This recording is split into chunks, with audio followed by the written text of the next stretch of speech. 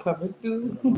Hey, what's going on, guys? What's going on? We are officially and finally here, and we are so excited. You guys know I am Miss Sabrina Soul. Welcome back to my channel. I have my co-host Tyrone with me, and we are here for the Ready to Love Miami Q&A meet and greet with Kadian Swasey. Okay, and I'm gonna say it, and y'all know I always keep it 100. Y'all know I don't care. But for me, I feel like out of all the couples and from this season, I feel like that this couple right here is like the real couple. I said what I said, I had my, views about them, but the fact that they found love on this platform is amazing. And it's so crazy how it happened, but we're going to get into that because I have questions because I'm like, wait a minute, but wait, okay. I'm like, okay, if it works for them, if they like it, I love it. You know what I'm saying? So, but I definitely have some questions. I'm a huge fan of you guys, Swasey, especially you, because in the beginning, I just was like, I don't know. By the end, I was like, Swasey kept it 100 with everybody. Like, y'all cannot like them, but I mess with Swasey. You know what I'm saying? So, and Kadian, you definitely kept it 100. A couple times, I was like, I don't know. And it's crazy because in real life, you and Sharice, y'all really do kind of, I'm like, Sharice has her and Kadian and I'm like, I could actually hang with both of them. You know what I'm saying? Because I'm very straightforward. I'm very blunt. A couple times I know, like, I have to say to myself, like, you have to watch your mouth, Sabrina. It's the delivery. But anyway, before we get into all that, because I'm getting ahead of myself, Tyrone, you want to take it over? Go ahead and introduce yourselves and also to let them know where they can find you on social media. I want to do that in the beginning too and on the end. So let everybody know who you are and where they can find you on social media, and then we'll do it again at the end. That's very, all very right, important. Sure thing. Y'all know me, Tyrone E. Wilson. You can find me at Ty Wilson 21 everywhere. So I'm excited. We got Kadian and Swasey in the house. We're gonna get to know them a little bit. You know how we do, right? Yes. I'm ready. Hope y'all are ready too. Yes. All right. Kay and Sway, where can they find you on social media? Go baby. I am Kay Smith with the E, and then Silk Beauty Bar, and I am Couture with the K. Okay. You can find me Swasey28 on Instagram. Yay. And just to let you know, if you look at the little boxes underneath us, write that down when you get a moment after it's ended. Make sure you follow everybody on the social media platforms, and make sure you follow Tyrone on his YouTube channel as well. All right, Ty, because I feel like it's brewing over there, and you ready to get started. So I'm gonna just let you go. Yeah, it's always the same question. Like, how are y'all doing? Like, genuinely, like, how are y'all doing? We actually genuinely doing great, man. Like, we can't complain. Like, we actually just every day we're growing with each other, and we starting to learn more about each other each and every day. That's what's up. Like, I'm a big fan of growth, right? I understand the whole process. It's not easy. I know it's like a melting pot of emotions. You know what I mean? Cameras everywhere. It's not your conventional style. It's not your conventional approach, right? What are some things that y'all learned about yourselves, during the process? You want to go, baby? No, you go first. What we learned about, like, holding our tongue. You know what I mean? Listening to each other. Stop just responding. Listen.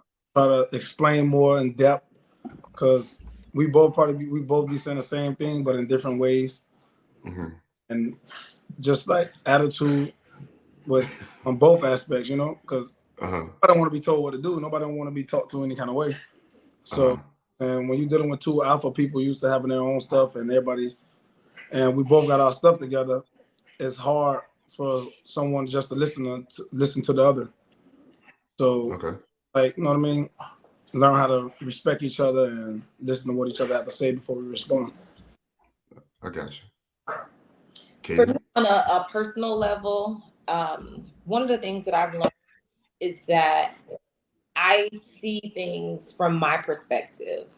And also it's like the way that I would to react, I'm thinking that's the way you would react as well. So if you went outside and the water dropped on your head, and for me, if I would usually respond by sweeping the water off my head, I would think at that moment that's what you would do. And I would think like, oh, okay. So I'll probably sweep it off for you. You're like, why would you do that? And I'm like, oh my God, I thought you didn't want that there. So sometimes just realizing that the way I respond or the way I say things or my growth or how I deal with things are going to be different from other people. That's definitely something that I've learned on a personal level. As far as me and Swasey on a dating level, something that I've learned is to have a little bit of patience. And definitely holding my tongue, working on my expression every day.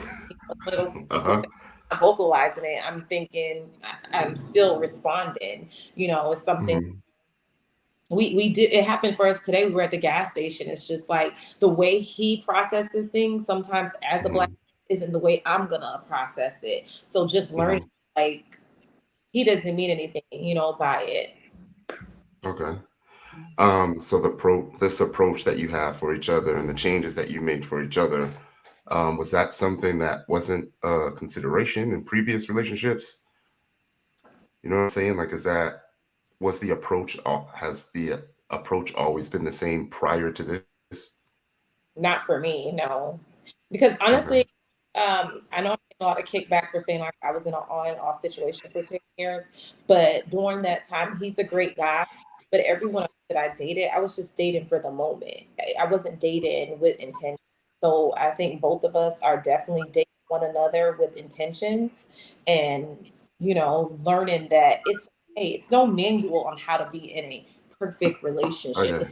Okay. It's for, being a parent. And so things that what's normal, you know what I mean? And so we have to just figure out what's going to be normal for us. That's how I feel. I like that, Sabrina. Yeah, me too. Okay, so I want to just get right into it. I said I wasn't going to talk about the show stuff so soon, but I just have to know, because at the end of the show, you guys, Swasey decided that he didn't want this. Did he? I mean, that's how it was edited. That wasn't a choice. I got up and I said it was done. Yeah, at that point, Tommy's just saying like, well, dang, is there anything you guys, like it was a no for both of us at that moment. But I'm the one who initiated it. It wasn't an option on can he change. We were fine 30 minutes after we left. Not even 30 minutes. By the time we finished that and we did our exit, you know how they have you do the exit interview, which you see they didn't play our exit interview in that moment. We literally went to a hookah lounge and we talked. It was really just the pressures of the show and really figuring out if this was going to be something that we were going to pursue in the real world. And they knew that we were together right there. So when I did that green screen, clearly, they're just saying, oh, okay, what would you have liked for him to do? And I'm just being funny. We went to the green screen together. I'm like, yeah, it would have been nice if he would have just got on one knee and be like, girl, sit down. But that's after the fact. That's in hindsight. In that moment, it was nothing either one of us could have said in that moment. Right. So when I said that, I was being funny, and that was in hindsight of already being in a better place. Who initiated that conversation? Afterwards. Yeah, I did. She crazy. I'm gonna be and they call me back. But this is the thing though. She get a little nervous, my baby. It's okay. She didn't want me to like. So we had got into a little argument. Well, not a little argument because we've been arguing the whole show. Everybody's whatever. So we and it all started from Tommy telling her to go ask me to come up with a plan or whatever. And first of all, you know how it is from a man. Don't come to me telling me what another man told you to ask me. You know what I mean? First of all, and then you tell me to ask you a plan about, and the plan, and he was basically saying, ask me about like marriage and stuff like that. And I'm not trying to, and I already told her this already. She came asking me again. And I just wanted to let her know, like why you keep asking me about my feelings? I don't know how I'm gonna feel in 2 years, 3 years, 4 years. I don't know that. Like at the end, in the long run, yes, my intentions are to marry and, you know what I mean, have kids and a family, but I can't tell you that next year. I can't say, hey, I want to be married by next year. That's, if anybody says that, that's like, come on, man. Like, you can't, how you don't know your feelings? I may dislike you tomorrow. I may love you even more the next day. I can't plan my feelings. So that's what I was explaining that to her, and then we got into it, and then we get to the what it was called? A brunch. The brunch thing. At Shooters, and then we wasn't talking. He wasn't talking. We had just so I wasn't talking to her, and she got upset, and she was like, "Oh no!" So I'm gonna do it first. So she went up there and basically tried to, like, you know what I mean, call it off first, and she did, but it bit her in the ass because her part got cut off. So ultimately, like, what was it that made y'all sit down and be like, you know what? Let's do this. Let's work on this. Like, let's do this. Right. I think for me, a lot of the confusion happened because he had no issues dating in real life. And I don't think he came on the show thinking about finding love. And I definitely didn't come on the show about love. I've never online dated. I don't answer my DMs. I don't do. And so for me, it was like, who meets somebody on a TV show and really like them? And I don't live in Miami. I'm from Fort Lauderdale, and I was going back and forth, but I don't live there. So like right now we're in Tallahassee. So it was one of those things where, am I going back to my real life afterwards? So when Tommy asked that in that moment, I'm like, yeah, well, what is the plans? And because of how Swasey is, and learning how to communicate, he said something basically like, oh, I mean, just do what you do. Just be ready for the consequences. I'm like, hold up. What does that mean? What are we doing? You get what I'm saying? Because now you're telling me, okay, if I go on a date, I don't want to have to lie to you. We built this relationship. Right. Then by being super honest with each other about a lot of different things. So I'm like, okay, if you call me, I don't want to have to lie and say, yeah, I'm just at brunch with Sabrina, knowing I'm really at lunch with Tyrone. You know what I mean? So let me, what are we doing? Because you know, men, they'll act like they're okay. Then they'll internalize everything and then be like, yeah, she was dating. I'm like, well, wait a minute. We were single. So let me know now. Right. And because I feel like, because I was so honest about my dating life, he was kind of like, well, I'm gonna see if you for real, if you just here for your business for real, or if you know what I mean? So it was one of those things. So after us still communicating right after, it was like, okay, she's that's what he said. So I'll let him finish that part. Yeah, because I told her I really wanted to see how she act after the process. You know, it's like my job. They always say, like, when you're a probationary firefighter, everybody do everything the right way because you're on probation. Yeah. But you get off. Now we want to see how you really are. Absolutely. Now that's when you're being judged, because now you're not on probation anymore. So now you can do what you want to do. And that was the same thing within the process. Like, yeah, I get it. She's, you know what I mean? I like her, mentor her, but I want to see how you, when the camera's not rolling, you know what I mean? When the show is over, I want to see who you are. And so, and it was consistent. So I'm like, all right, well, move. I like that. What were some of the things that made you want to pursue that? Because how, you know, how real she keep it. You know what I mean? You want a person that's genuine and is going to tell you how it is. That's right. Sugarcoat and playing games. Oh, we've seen it. I don't want nobody something. And you could tell she's not sneaky because she's going to be open.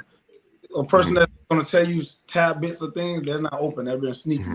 And I just like, you know what I mean? She's a business owner. You know what I mean? I'm a business type of guy too. You know what I mean? And I just loved everything about her. Was that something that you were used to in previous relationships? Someone being straight up honest? No BS. No, I wasn't used to it. I wasn't used to somebody being straight up honest like that, and that's what made me, you know, seek to someone like that, because my pre-relationship, I caught a lot of lies and stuff like that, and don't like it, you know what I mean? And I noticed it, and I just asked, because you know how a person lies so much that you like, God, you start questioning yourself. They lie so much. Right. Did I really just, hold on, wait, I'm gonna ask you one more time. Did you just say this, blah, blah? And no, I didn't. Like, That's manipulation. That's what that's called. Exactly. And I'm like, man, it's a condition now. So when anybody lie, I'm going the opposite way. I don't care what you lie about. If I say same way, you kick a rock, hey, you kick that rock? No, she just lied. I'm out. I don't care what it is. I mean, if you told me you ate chicken nuggets, and in real life, if it was a Whopper, I'm gonna be like, unfortunately, we have to end this relationship. Yeah, I can't lie about a little Whopper. I know you're gonna lie about something. Exactly. I can't take it. I'm going 25. You be telling me the truth. I do have a lot of questions in comments, but I don't want to.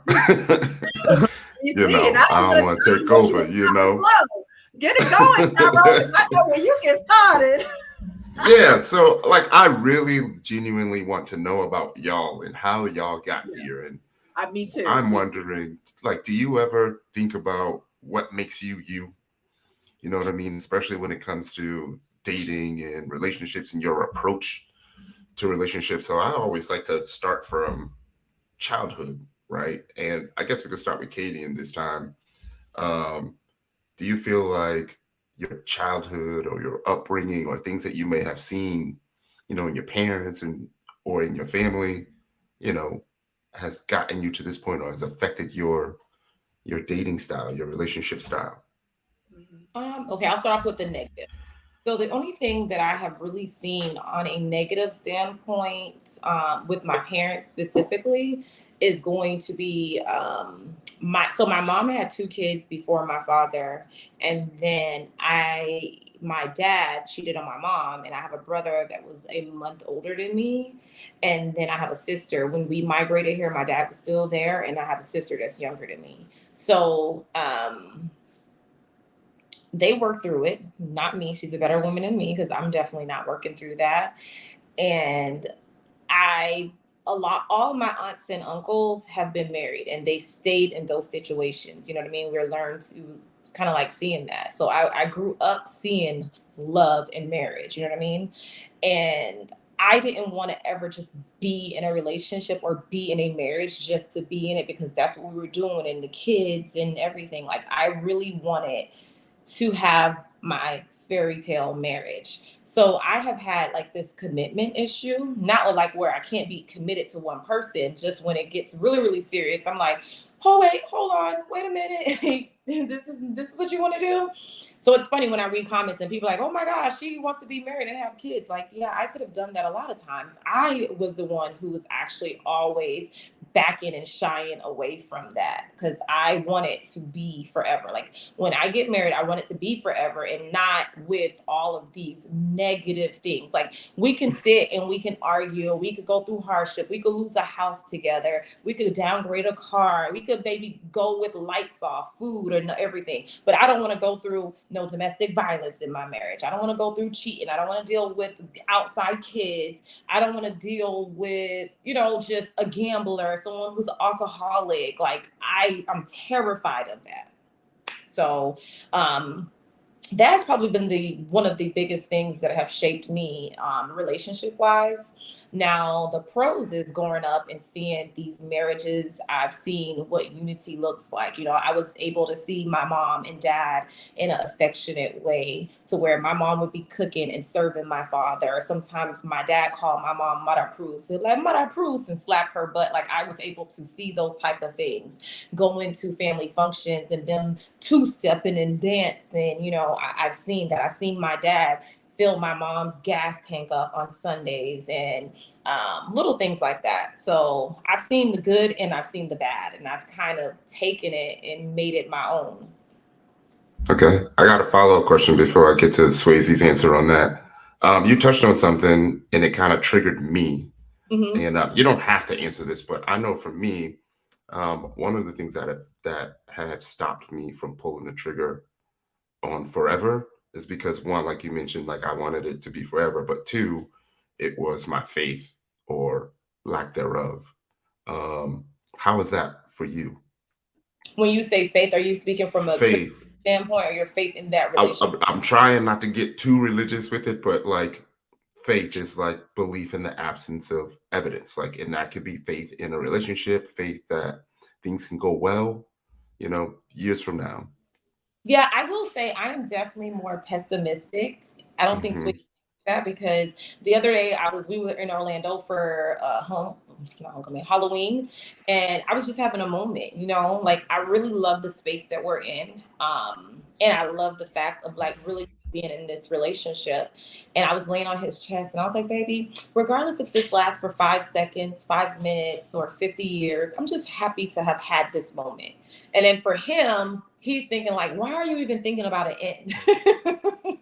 So I guess to a little like, especially my prior relationship, I was just like, oh my God, I didn't have the faith that it would really work, or I would be happy if it worked. Like it could have worked. I could have been married. I could have, have everything, but was I gonna be happy? I didn't think I would. So I didn't have faith in that. Like I was like, as a woman, which we don't speak on this, like I was like, if I stay in this relationship, I'll probably cheat.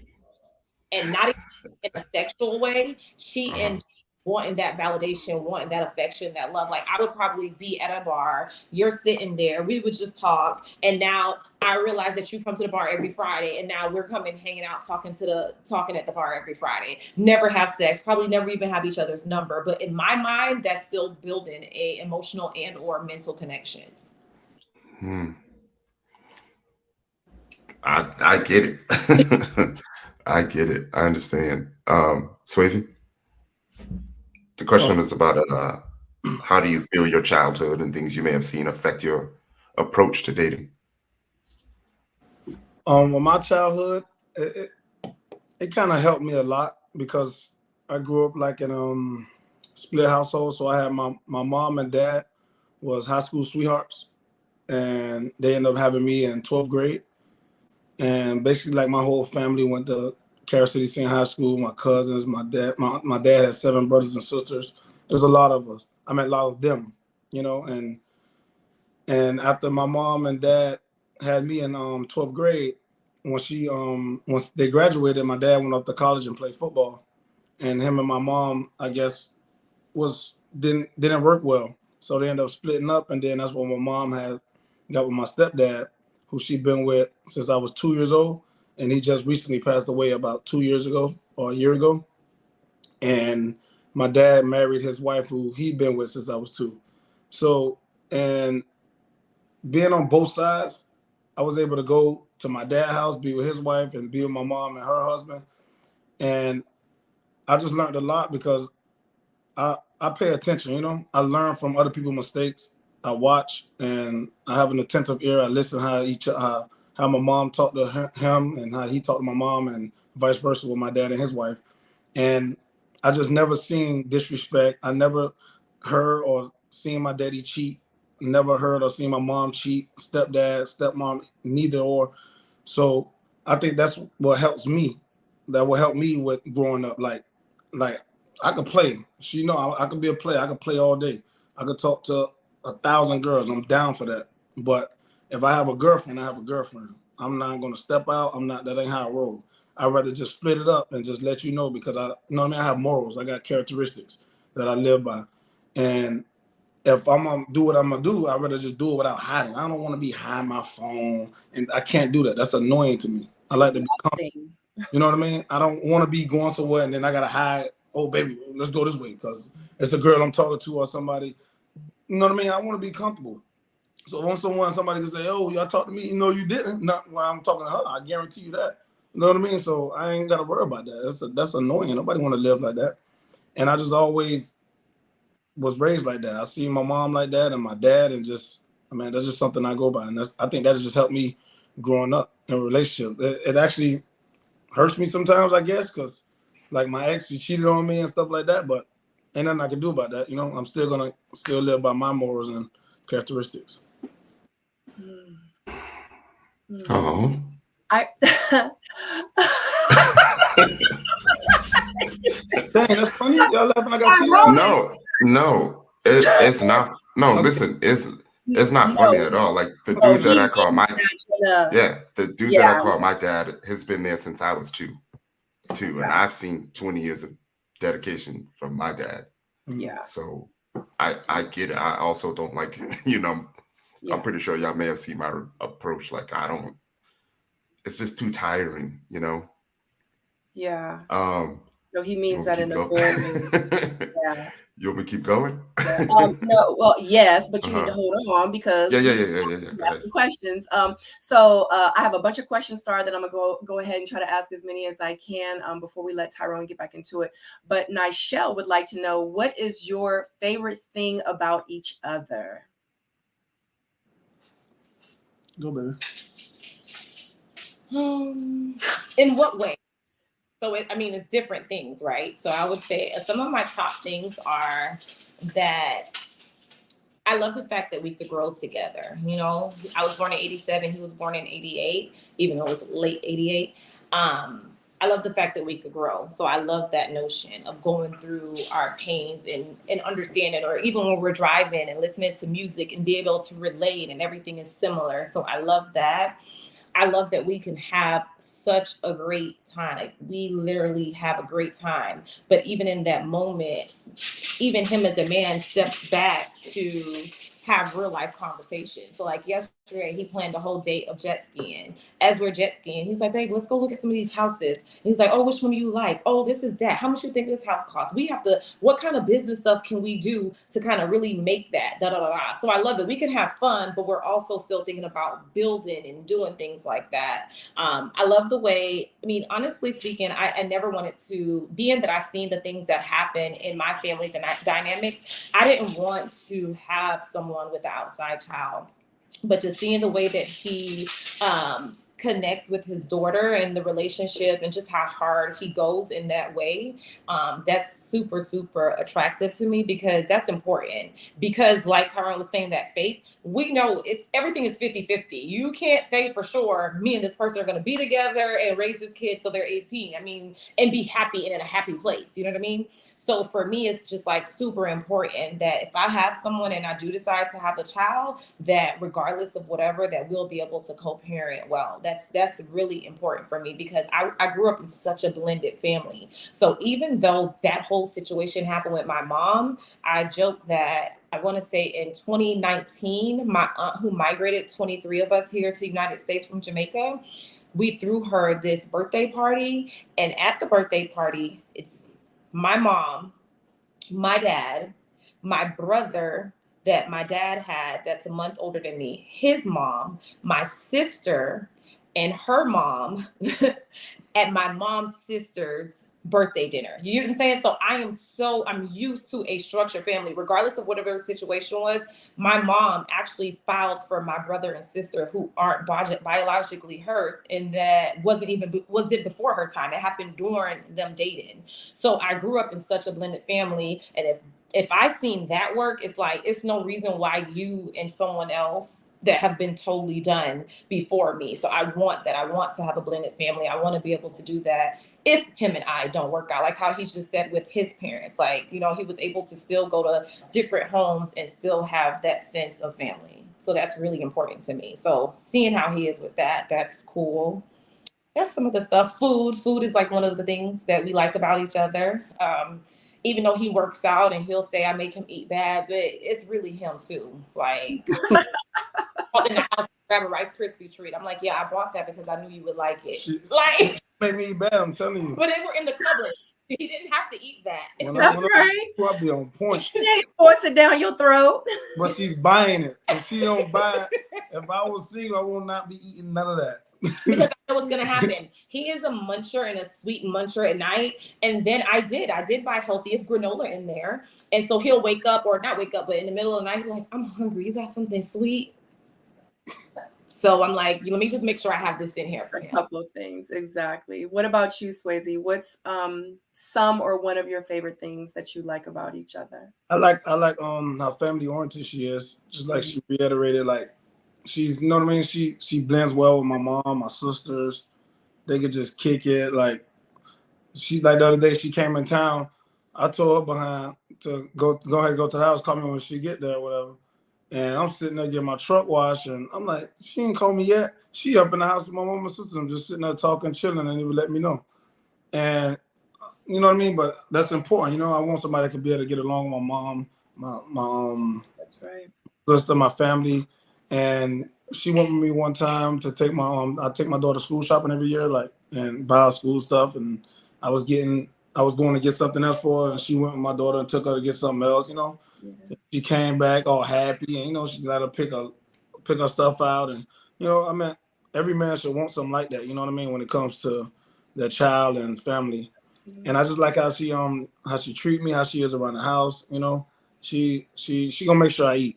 That's one thing she's gonna make sure, and she gonna cook, and she gonna cook it fast. So and that's a good thing, you know. And she you know what I mean, she give me my space. She respect me. Baby, you wanna go to, she asked me 1,000 times, baby, you wanna go to the gym? You wanna go to the gym?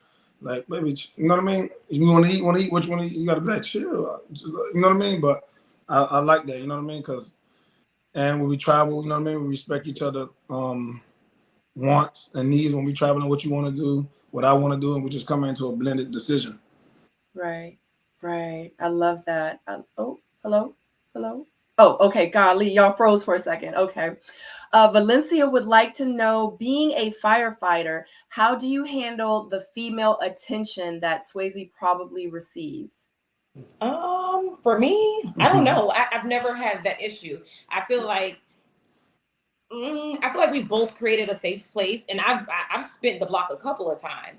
So with certain things that I would pay attention to. So I talk to him a lot when he's at work. So that type of stuff don't cross my mind. We have those jokingly conversations. I think he knows just as well as I know that we both could walk out here and someone could talk to us. And I mean, it happened to him literally in his face the other night. We went to a restaurant. As soon as he walks to the register, the guy is sitting there trying to talk to me. Swasey, look, he's like, what in the world? I'm not answering the guy. So we both understand that we're both going to attention. And I think we both understand, like, it's up to us. It's not about the other.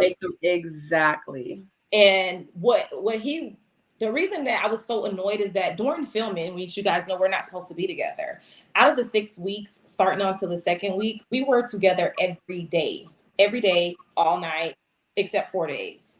And so we had, you know, the opportunity to see phone ring. You know, I was just like, oh my God, this dude that I was talking to, look what he just texted me. He just said F me because he just seen I post you. Like, it was one of those things. We have been so open, so transparent. I have the code for his phone. And he has the code for my phone, and not like we gave it to each other. It'll just be a time where I'm just like, oh, I have no data. So I'll be like, oh, such and such. He'll just give me the codes to the point where I'm not even trying to remember it. So because we don't live in the same city, it's been times where we'll go 10 days without seeing each other. And then I'll be like, oh, I'm off the phone. He's like, you don't remember the code? Like, I'm not even trying to remember. Right. You know? I've never felt the urge to like go through his phone. His phone isn't ringing at night, and vice versa. Like, my phone isn't ringing. We're accounted for. So yeah, we don't have any type of insecurity on this end. I just want to say before we go to the next question that I love you guys. No, honestly, you guys are doing it the right way. And I hope that, would you say, Tyrone, you agree, correct? No, go ahead. Yeah. And I hope that people watch this replay back and and I want you guys to watch this, and I want you to take notes on them, because exactly what you guys have is what honestly we all should strive to have, especially in the beginning, because it really sounds like you guys are starting off as friends. You started off as friends, and then you grew and built from there. You know what I mean? And the trust level and the transparency and the honesty, and like, golly, I tell these men all the time, if you're honest with me, like, give me the option to decide if I want to deal with you or not. Tell me the truth. Give me the good, the bad, and the ugly. And I might be like, your good, bad, and ugly is real trifling. But you know what? I ain't going nowhere. I'm going to stick by it. You know what I'm saying? But give me that option.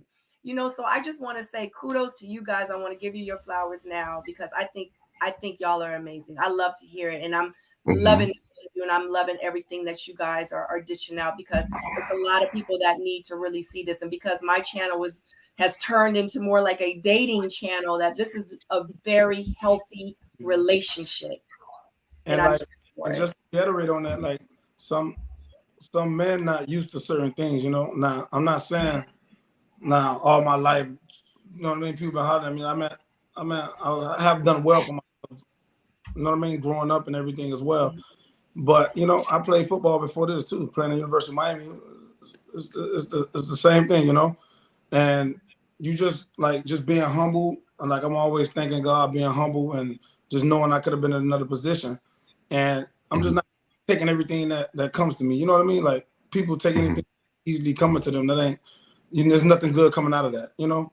So, and actually, I mean, whoever asked that question is right. You know what I mean? Like being my fireman, she don't know as much because she's not there. But you know what I mean? On these calls, it's ridiculous. You know, people taking pictures and all this, and just, hey, can I give you a number? Hey, they show you press. You know what I mean? But like, you just can't get caught up in that. You know what I mean? You got to stay focused. And I tell people all the time, like my homeboy and stuff, man, don't fall for the bait. I mean, a woman gonna respect you more if you just ignoring that. Trust me, they'll like you more every time. If they don't see me running, going to that and all that, they'll like you more. Trust me. Nobody looking, they'll like you more every time. And I just try to tell them things like that. Yeah, I was going to touch on that before Valencia asked that question. I was going to ask y'all if y'all knew each other's attachment styles. So the avoidant attachment style, anxious. I think there's a fearful one and a secure one. And it sounds like y'all are kind of secure right now. Was that security always there? Like, is that your natural attachment style, to be secure? I think that, or do y'all just do it for each other? For me, that's my. I'm not an insecure person.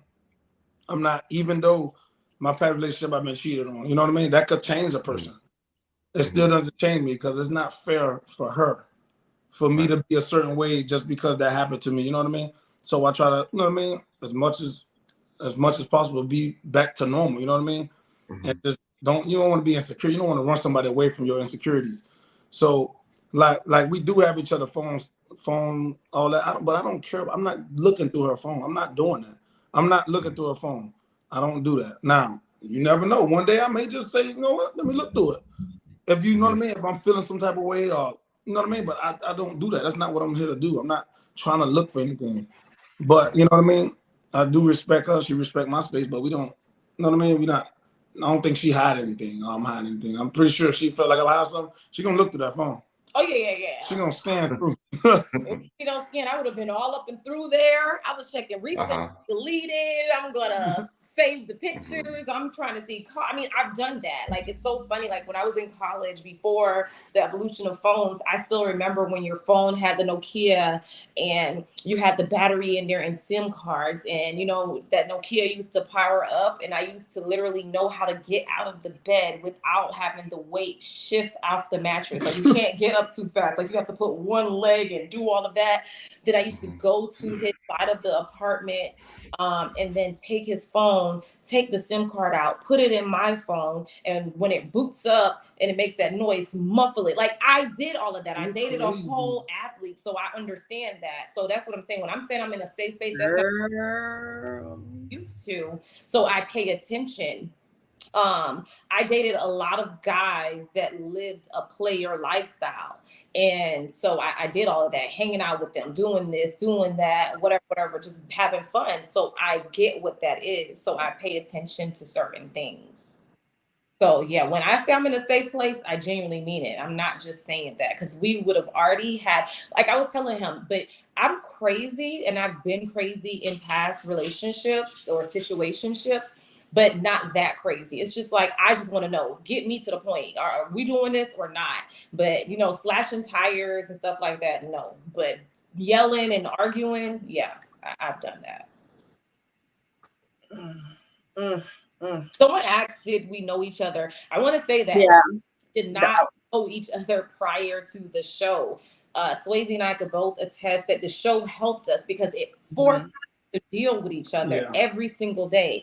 I don't think if we would have met under any certain other circumstance, we would have been here today. He's not the type of person I would have dealt with. I'm not the type of person he would deal with. And before you guys ask, not just from a race standpoint, just because we are so dominant, you know, just little things that we had to learn. Like, I'm the type of girl that orders 5 different meals, you know, but he lives in Miami. So he's used to girls going out to eat, can't even afford breakfast, bowl of cereal themselves, but they'll order everything. And he probably would have thought like, oh, this girl is really here just to eat. Like, I'm going to get up and leave because she ordered everything off the menu. But he sees that I do that in real life with any single thing. If I'm getting potato chips, I'm getting 3 different flavors, opening all 3 different bags and eating them at the same time. Right. So he was just like me. Yeah, I like options. I like options. Yeah, no, we talked about that. We told each other, I was like, man, look, if I'd have never met you on the show, I would have never talked. I would have been stopped talking to you. That first argument, first debate, I'm gone. And that's why I was single now.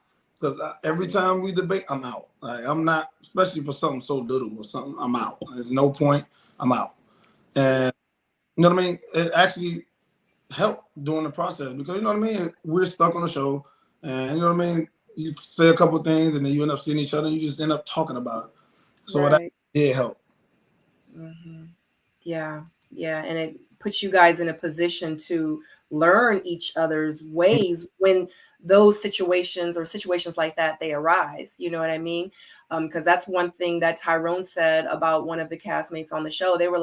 He was like, that person seems like a great person, but I need to see them in conflict. I need to see them when everything comes tumbling in. Like, I need to see how they're going to respond. And that's absolutely right. And it's good that you guys experienced that. So Dana asked, where were you guys each other's first choice? I mean, I wasn't her first choice. She like the $1 million man. Which one? Who, Zoe? Yeah. Oh. Oh, baby.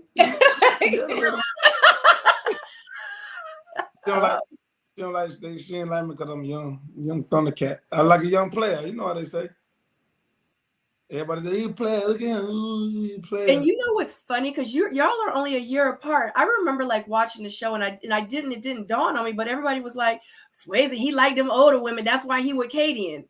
I'm like, but now you're only saying you're a year older. What is going on? No, so to be perfectly honest, I had never watched the show.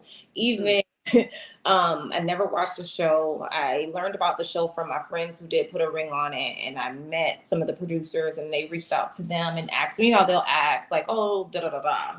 And so when I went to Instagram, like hashtag the show, it doesn't have a real page for it. So I didn't really know much about it. So when I actually went to the mixer and I met Zoe was the type of guy that I would naturally date. It's in the moment. It would not be someone who I knew wanted kids. It would not be someone, it was just in the moment. He liked nice, we're gonna have a good time, and that's it. Because I didn't come to the show thinking that I was gonna remotely like anyone for real. You know what I mean? Probably have some friendships out of it, or some situations, just somebody to vibe with, hang out with. But yeah, Zoe was it. And then Swasey definitely was given play. He has like this heart, what is that heart? This tattoo right here of these lips, and it was one right here. He had his shirt off. I'm like, yeah, he in my top and my bottom. I'm like, like he was there. She was insecure at first. She was scared. She was like, oh no, I can't handle him. Please, yeah, right. You're gonna get too many ladies. I don't want to handle all of that. Like, he was one of the people that I remember I was sitting down with Zoe and he was sitting down with another girl and he looks at me and he winks his eye. I said, oh no, this nigga is crazy. At the mixer, I'm like, oh no. And then by the end of the night when we're talking, he kisses me right here. I said, oh, this is straight Playboy vibes. I would have got that too. I would have thought that too. Yeah. I would have been like, he just don't give a F. I would have been like, he is for the streets, child. But I love it. I love it. So Swasey, was Kadian your first choice? Yeah, she was my first choice. I didn't really have, you know how they make you pick 3 people. You know what I mean? Initially, the first date of mixer, no choice. I told him I'm done. I'm going home. That's what I told him. I was like, nah, I'm going home. Is it because you felt like none of the women, the 10 women, just weren't your type, or like she wasn't there? Like, why did you feel like you just wanted to go home? I really didn't talk to her that much anyway. We just sat down and talked for a little bit, and I go, nah, I can't talk to her. We was already like this. I'd be like, there's somebody asked me a question. So what you think about this lemon? I mean, this lemon kind of tardy, and she'd be like, no, it ain't too tardy. It's like, I'm like, oh no, I'm out. And I was every time I say something, she'll say something. Like she was all on top of me. I'm like, damn, what, you know, like a high school girl that like you. So every time you say something, she just gotta say something. I'm like, God damn, nah, I'm out. I'm getting out of here. So then we end up, you know what I mean, hashing out at the end. But I told them at the producers at the end, I told them one on one, man, I'm not coming back. I'm done. And they was like, no. But why though? But why? Was it because you didn't feel like your match was there? Yeah, I felt like I didn't have the connection. I felt like my match wasn't there. Wow. Yeah. So I was like, and then I didn't like the whole thing. Everybody see, I know a lot of people don't know me. They just see me from this TV show and, you know what I mean, firefighter. I'm not into that stuff, man. I'm not into that. I'm not here to I'm not trying to sell nothing. You know what I mean? She got me doing that stuff now because of the whole show stuff, but my life don't depend on making sales. You know what I mean? I'm gonna get paid anyway. So I wasn't going on that show for that. And it was weird and awkward for me coming on there and no music and you got to go talk to him. Hey, go interrupt. They talk. I don't care about them and them talking. I will never interrupt them to talk. I don't give a damn. Like, you know what I mean? Like, what you want me to make her like me over him? Absolutely not. I'm not doing that. Right. Like, you're not going to have me look impressed. Exactly. Like, I'm like, no. And I was the only one all the time to say that. They'd be like, hey, Swasey, go do that. I'd be like, nope, I ain't doing it. They'd be like, why? I'd be like, because that's not me. I'm telling you, that's not my personality. I ain't doing it. And I don't want people looking at this show that know me and be like, that's not him. So I said, I ain't doing it. Exactly. Put a lot of content and stuff. Because I was talking less as much. I don't want to say nothing. I don't want to be in the middle of nothing. I ain't trying to say nothing. Yeah. So, and then and we ended up going to the brunch. And then that's when I seen her again at the brunch. And, you know, came in looking a little swag. Oh, man, I like her. And started talking to her. And that's why I'm like, man, that's what I like right there. And then the producers would mess with me now and then. They was like, I thought you said you ain't like nobody. See? Ooh, look at you. I get it. Tyrone, you got anything before? Because we got a bunch of questions, but I know you got some stuff. Yeah, it was a couple things. You know, I think the first thing is I want to address a comment I made about you, Swasey, you know, and said, I apologize and I take it back. So I had made a comment where I said, I feel like there is a person that Swasey wants to be and a person that Swasey is. Right. So just like you said, people that have that misconceptions about you, you know what I mean? But, you know, so far you have been everything that you have talked about, you know, so, you know, I'll take that back. I mean, that's cool. I appreciate it, but I didn't know what you said. I don't be reading them comments and stuff. No. I like to be straight up with everybody that comes on. So if I say something that I feel is even remotely any type of way, I'll let you know that I said it, and then I'll let you know my explanation behind it. You know, like you should hear some of the things I said about Caleb. You know, but that's just how I am. The other thing was, you know, I realized that you guys were able to work things out, and I feel like another thing that's important for couples is to understand, you know, your apology acceptance style. Is that something that you all discuss? Is that something that you are aware of? Like how? A little. Okay. So I'm gonna post a link. I'm gonna post a link in the comments to one. But go ahead, Katie. I think that since the show has wrapped up, which was in June, and now we are in November, I could really count on one hand how many serious moments we've had. And that's honestly speaking. So a lot of people think, oh, they argue, you know. We definitely have moments like today at the gas station. Not an argument, but just a learning experience for us. I take my bag. We're in Miami. What area is that, babe? Carol City. We're in Miami and Carol City. And I had, we ordered rice, which is like some Chinese food. So we have the bag and I take it and I throw it to the garbage can thinking I'm a basketball player, right? But it's right there. You know, by the gas pump. And it misses. and someone's on the opposite side. So for him, he's like, why did you do that? If this would have fell on this man, it could have been a whole different situation. Like he could have just got slick out the mouth. In my mind, as a woman, you know what I mean? You know, call it the woman's privilege. I don't see certain things like that. And I didn't grow up in that environment. So for me, if I missed it and it fell, even if he ended up walking in that moment, you know what I mean? He would have been like, oh, I would have been like, oh my God, I'm so sorry. I was trying to, most guys would have just laughed, you know, whatever. So just learning in that moment, sometimes when he's seeing things, he's seeing it from his upbringing, his way. But then we had an argument. I don't know, it was an argument we had. And I'm used to like being in the moment. Like, I don't like to feel like you're walking away from it. And then he had to tell me like, no, I was getting up because I needed to walk away for that moment. And then, so now I've kind of let him have his moment, you know what I mean? Because I know that if I play into it, so to speak, it only heightens it and makes something that was so minute turn into something way longer or major. So I've learned to really just ignore his moments, honestly, for the most part. And a little gas station thing, it wasn't nothing like an argument. It was just a learning curve for both of us. You know what I mean? Like we're in Carol City. You know what I mean? This is not you're not in Beverly Hills. You know what I mean? I'll just give him an explanation, baby. You throw that bag, it hit his foot. This guy say, hey, why you hit my foot? Or he talks slick. Now it's gonna force me to say something to him, and then there it go. He beat me up, I beat him up, vice versa. He shoot me, I shoot him. Now, you know what I mean? All of a bag. Just for her throwing in the trash. Baby, just give me the bag, I put it in the trash. You know what I mean? That was all. It wasn't nothing to argue about. It was just like a learning moment. You know what I mean? We not in where you know what I mean? You're not somewhere where somebody will say, oh, it's okay for hit my toe. You know what I mean? This is real world. People want conflict. Some people are, you know what I mean, very problematic. So I just try to avoid all that at all costs. So it's got a lot of questions rolling in. Marriott would like to know, do you two interact with other couples from the show?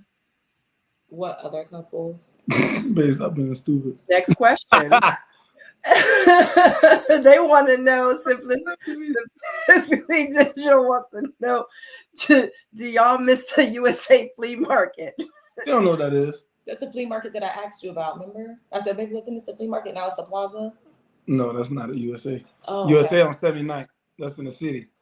I live in Carol City. The USA flea market in Liberty City, but she talking about Carol City flea market. Oh yeah, no, I'm from Broward, so the flea market I know is Oakland Park Flea Market, Swap Shop. Yeah. So they said, well, I grew up in Carol City. Like I was a totally different person. I wasn't even the person I am today. When I grew up, man, I had dreads, mouth full of goals. Oh, like, wow. Whole 360. Wow. Yep.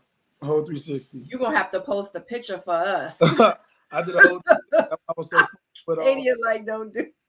When what's the girl? Amy was telling me, you know how Amy say, bring your friends for the show.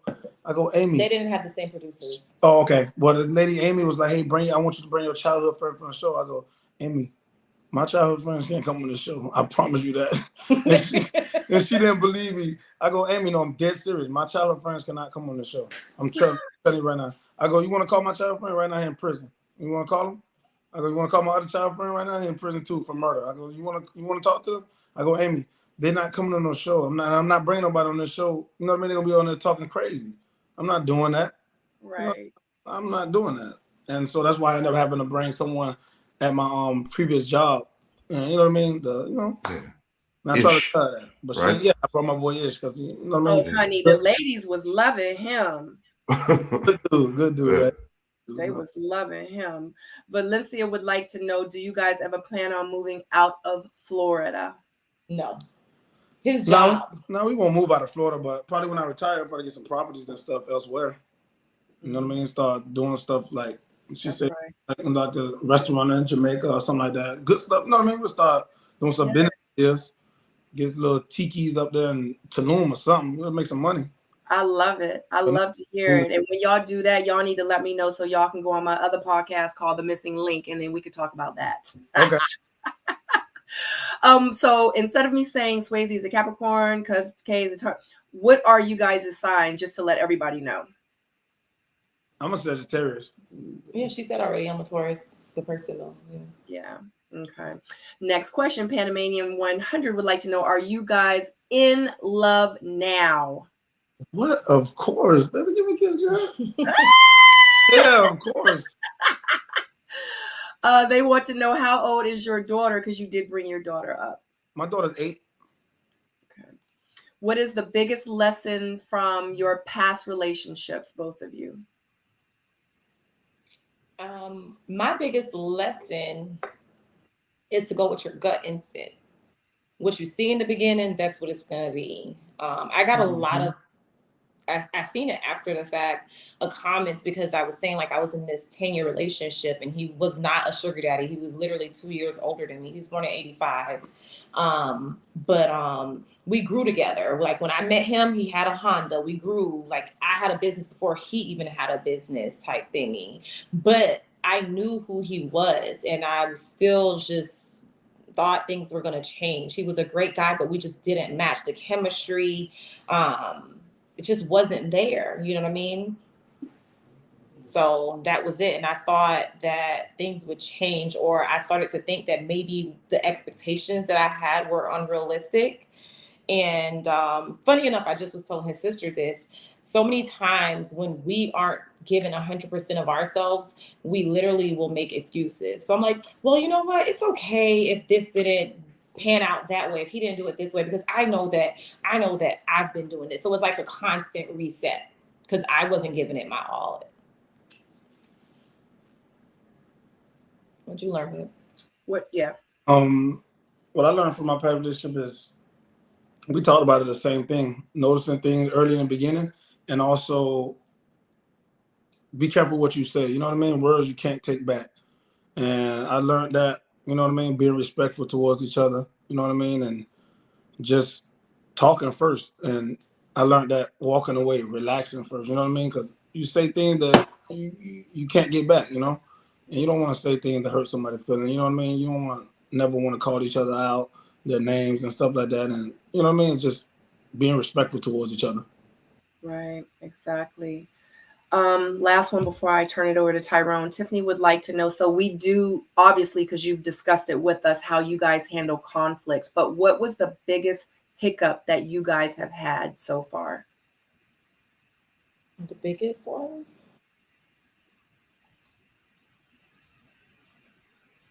I mean, the biggest hiccup? Well, you mean like post show or during show? I mean, the biggest hiccup during the show was obviously the whole race, dating outside your race friends thing. That's what I was thinking. Yeah. Upset at me for what I said.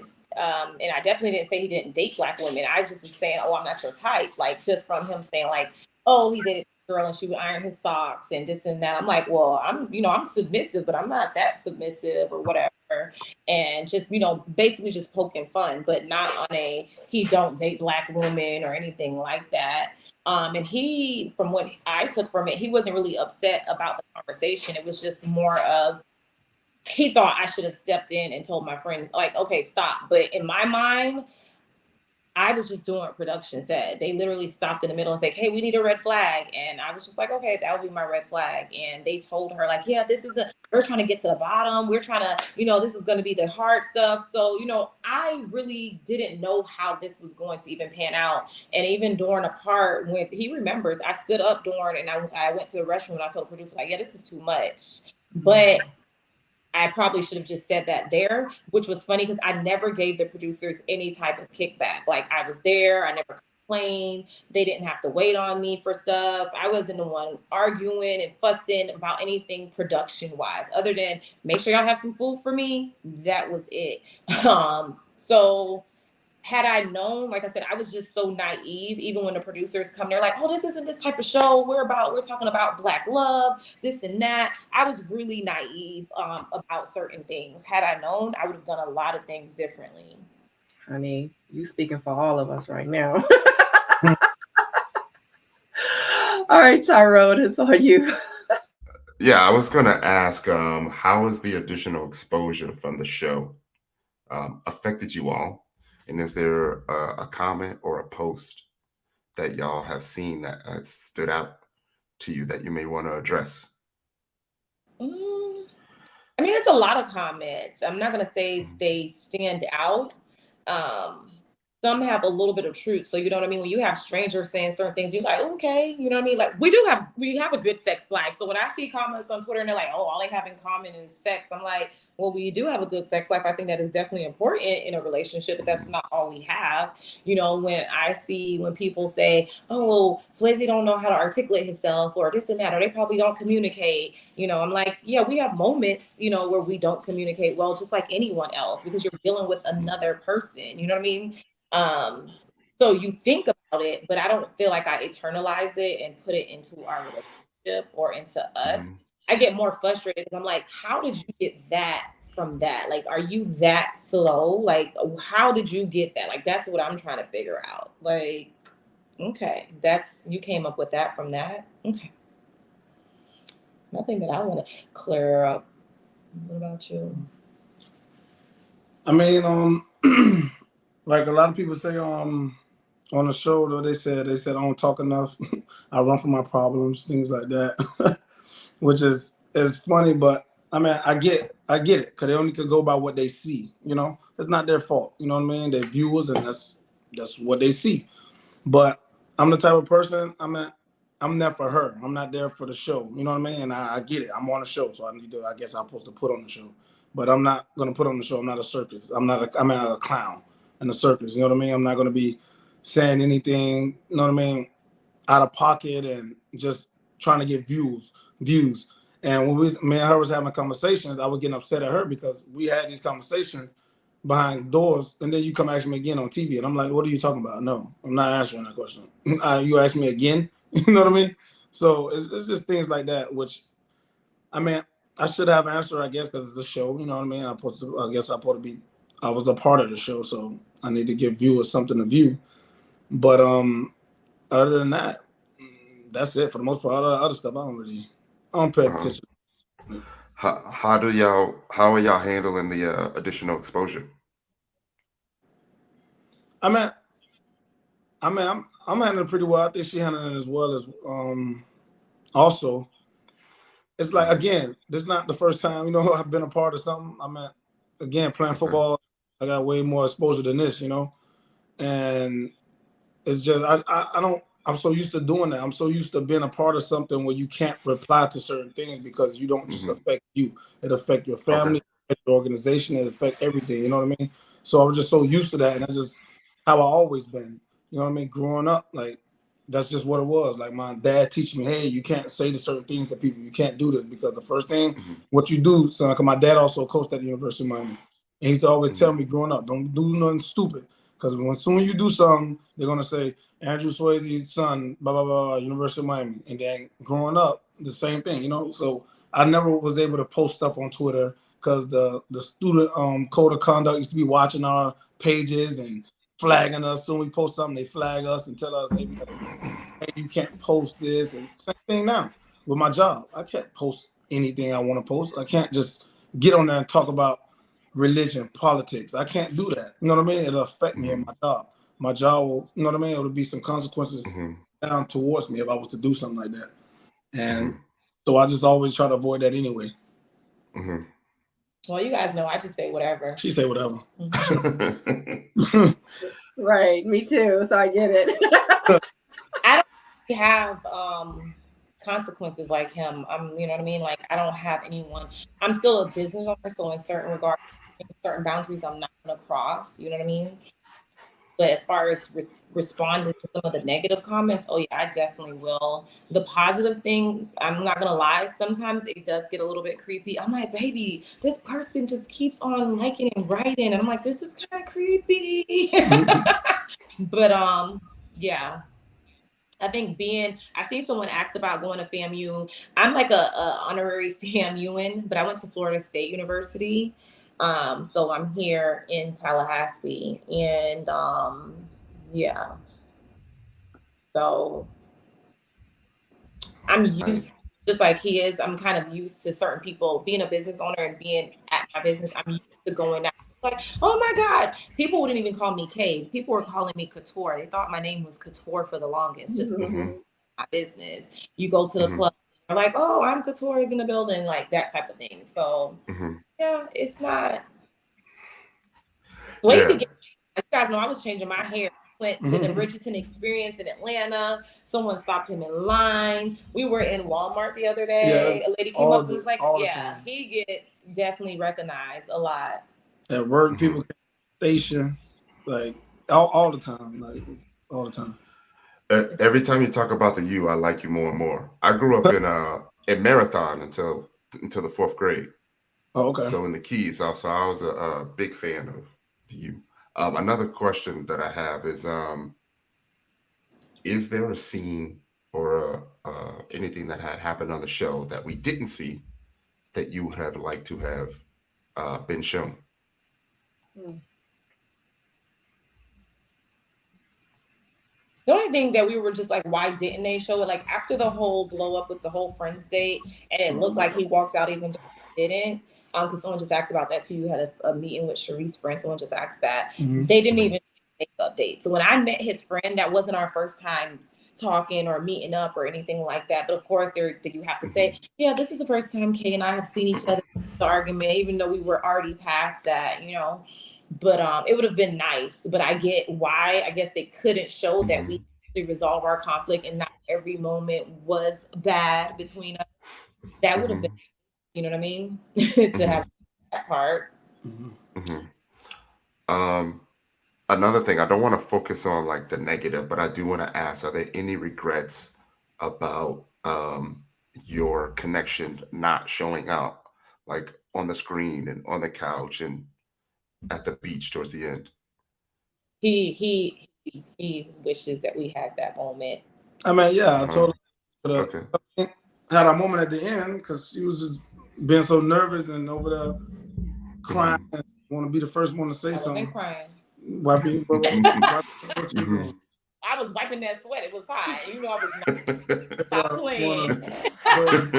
No, that's what it looked like. To me, it looked like you was hot. You was sweating. Right. No, I'm talking about sitting down, not standing up. But I'm gonna get to her. It's okay, baby. It wasn't fine. It's okay. So she want to be the first there, but it's cool. I give her that. It's okay. Was there a point in the show? So I know you all talked about like how you all like really, really made up after the show, but was there a point during the show where you're like, you know what, I'm gonna go try and make this work?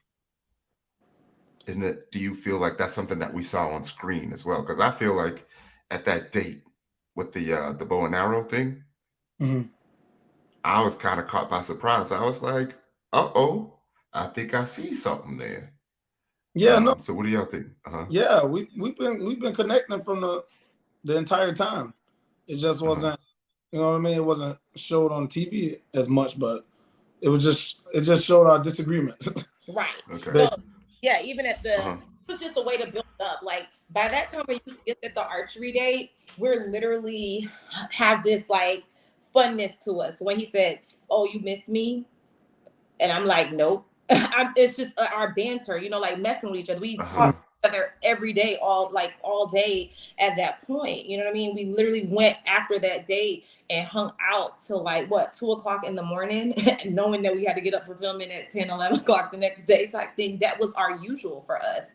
So no, I think the good thing about it that we didn't care is that we literally build a connection off screen. So that's why some of the conflict seems so intense, because it's just like, boy, I just woke up with you this morning. Are you really going? That's how I was feeling that day at the brunch. I'm like, we just was on the phone talking to each other, and now I come here and you're not even going to acknowledge my presence. Like we just wasn't on the phone. And so I'm like, hey, are we having this argument for real? In vain? Like what is going on? So at this point I'm like, you know what, I'm done. I told him, like, once you leave, I'm leaving. Like if he would have got eliminated at the getaway, in my mind as I'm standing there, I'm like, okay, how am I gonna do this? What do I do? Like, because I don't want to sit here and be fake and act like I like anybody else either. So I'm gone. So I just want to give me 1 second. I'm sorry. I just want to give Simplistically Digital a shout out. Thank you so much for the super chat. So appreciated. And Dolores Hurst, thank you so much for the super chat. You guys rock. I appreciate it so much. Thank you so much. Tyrone, did you have anything else real quick? Because I want to get to some of these questions too. Of course, but go ahead. Go ahead. Yeah, of course. This is fun for me. Like, this is fun. Yeah. Right. So did both of you come on the show? Did you apply or were you recruited? Like, did the producer slide in your DM or did you actually fill out the application? I was recruited. But Yeah. I told you, my friends did put a ring on it. And so that's when she reached out to me. Shay and Fonzo are my friends from Put a Ring on It. And so they reached out to them. They reached out to me. I was like, oh, no, girl. And then that's how that happened. She's like, no, just contact the girl and, you know, I'm going to give her your information. And I was like, okay. What about you, Swasey? They sent me a DM. And So like, you both were recruited. yeah. We watched the show for the first time together. Like, yeah, I don't watch TV at all. Like, I literally don't watch. She writes me about movies and stuff. I'm like, bro, I don't watch TV. When I watch TV, I'm watching football. This is the only TV I have in my house, and I don't even have cable. Like, I don't watch TV. I'm always gone. I never was in that. I'm always out. Like, I don't watch TV. So that's crazy. I feel like I'm the only one that I know that filled out the application. Everybody was recruited. Spoke on it. Brandy, she watched the show. She said that she was like an avid, like, you know, person who watched it, and she is a fan of the show. That's, I know that for sure for her. Yeah. Acapella would like to know when, Swasey, when did Kay meet your daughter for the first time? And how did you determine it was the right time to introduce Kadian to her? She asked. Well, when was it though? I mean, it was like before school started, it was school shopping. But she asked, remember? We were doing something and she called about going somewhere. Oh, my daughter did ask. Yeah. Oh, I thought that's what you said. She asked. I thought you said the lady. No. Oh no, my daughter watched the TV show, right? Because her grandma watched the show. So my daughter was like, "Daddy, I see you on TV with that girl." She said it just like that. She go, "When I'm gonna meet her? When you gonna introduce me to her?" Just like that. And I go, her name's Siri Swasey. I go, "Siri, what you talking about?" She go, "I see you with that girlfriend, your little girlfriend." She told him, "When you gonna meet? When you gonna introduce me to her? We're gonna go get ice cream, take me shopping, then you can bring me back home." How old is she again? You said 9? 8. Honey, that sounds just like my daughter. So I ended up picking up school shopping, and so I brought Kay with me. And how I knew, and Kay is the only girl that I besides my last relationship, because I was with her for about 3 years and everything. We had a house together and all that stuff. But she's the only person ever been introduced to my daughter. You know what I mean? And I don't introduce people to my daughter. Like, you can forget that. Yeah. I don't. You know what I mean? Thinking it's okay for her to be just me. You know what I mean? So I wasn't doing that. That's right. That's right. I just knew, because you could just tell Kay is a family person, how she is, her personality, and just, you know what I mean? It's just genuine how she is with her niece and things like that. I pay attention to stuff like that. And I just know she won't treat her wrong. I can leave her behind and she won't treat her wrong with no intention. And that's how I feel like it was the right time. And just by my daughter even just saying that, you know? He didn't even tell the story good. Let me tell the story. So he calls. Well, the first thing was, it was 2 separate conversations. One conversation was about the show. And she was like, "Yeah, I see your little girlfriend." But she thought I was a whole different girl. Like, she was mixing up. She's 8. So in her mind, she was like, you know, saying something about the other girl she thought it was or whatever. Like, she knew it was me, but I think just putting all the different faces, you know what I mean, in that moment. And then another time he called, it was a weekend. Me, him, and his mom were gonna go somewhere, get something to eat, I think. Yeah, we were gonna go out. And she's like, "What are you doing?" And he was like, me, Kay, and Mima, we're gonna go get something to eat. And she was like, well, what about me? And then she was like, you know what? I'm busy this weekend, but next weekend, can we have an ice cream day? But on Friday, like had it all mapped out. And I want to meet her, and then we could go get ice cream, we could get something to eat, and then you could bring me back home because I want to play with my cousins. And then she called like, well, when are we going? Because, you know, I don't live there. And I'm like, so that's how that kind of happened. But it was just so funny how she's like, making demands and she planned the whole date. That's so cute, though. I love it. I live for that. Oh, my daughter, honey. I was like, I got to make sure I make the right choices and decisions and right actions on screen. Because my daughter, she was 9 at the time. I was like, baby, how you feel about mommy going on the show?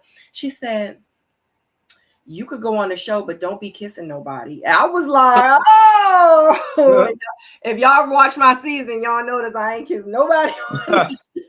I was like, all right, mommy, pinky promise. So I pinky promised. So I definitely didn't kiss anybody. Too cute. We watched a little bit of that. Potomac season, the last season? We watched some of that. Mm-hmm. This when I was hashtagging, you came up a lot. I still remember you had the blonde short hair and you used to wear those flowy dresses. For some reason you came up, but you know, it's not an actual page dedicated to it. Right. Well, that's what I do remember. Yeah, that was me. Yeah.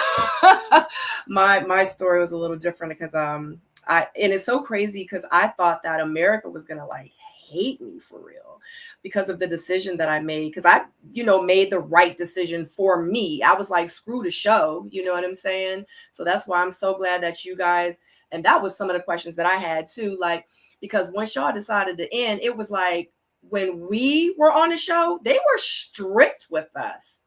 So that's why when y'all were posting like y'all's relationship, I was like, hold on. I'm like, we on episode 7 and they together. I was like, what is going on? It was on accident first, and then it was deliberately. They called me. They called me.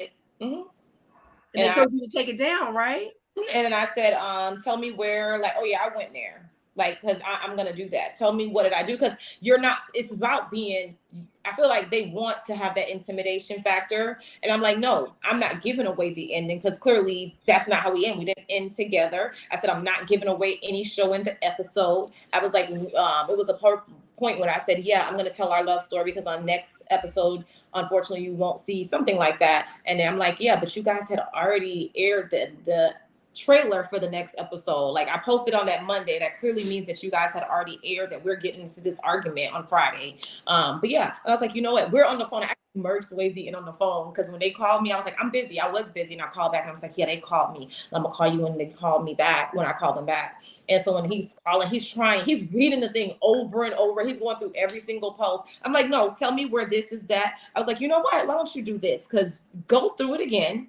You either email me, text me, or call me, and you let me know exactly what the discrepancy is and if it's something that can be fixed. He's like, well, what about if you just take it all down together? I was like, no, I'm not doing that. Oh, yeah. Come on. Because I will go there with you in the courts. Wow. I was so jealous. I was like, Dad, we couldn't do none of that. It's about reading those fine lines. Yeah, I get it. But you know what? We gonna move on because every time I think about it, I get upset because I lost so many great opportunities. Tyrone, no, I lost so many great opportunities because they were so strict on us. But I remember you said your daughter's name and you said her last name was Swasey, and Ravine says, wait, Swasey is his last name? So that's my last name, but SWASEY, not YZE.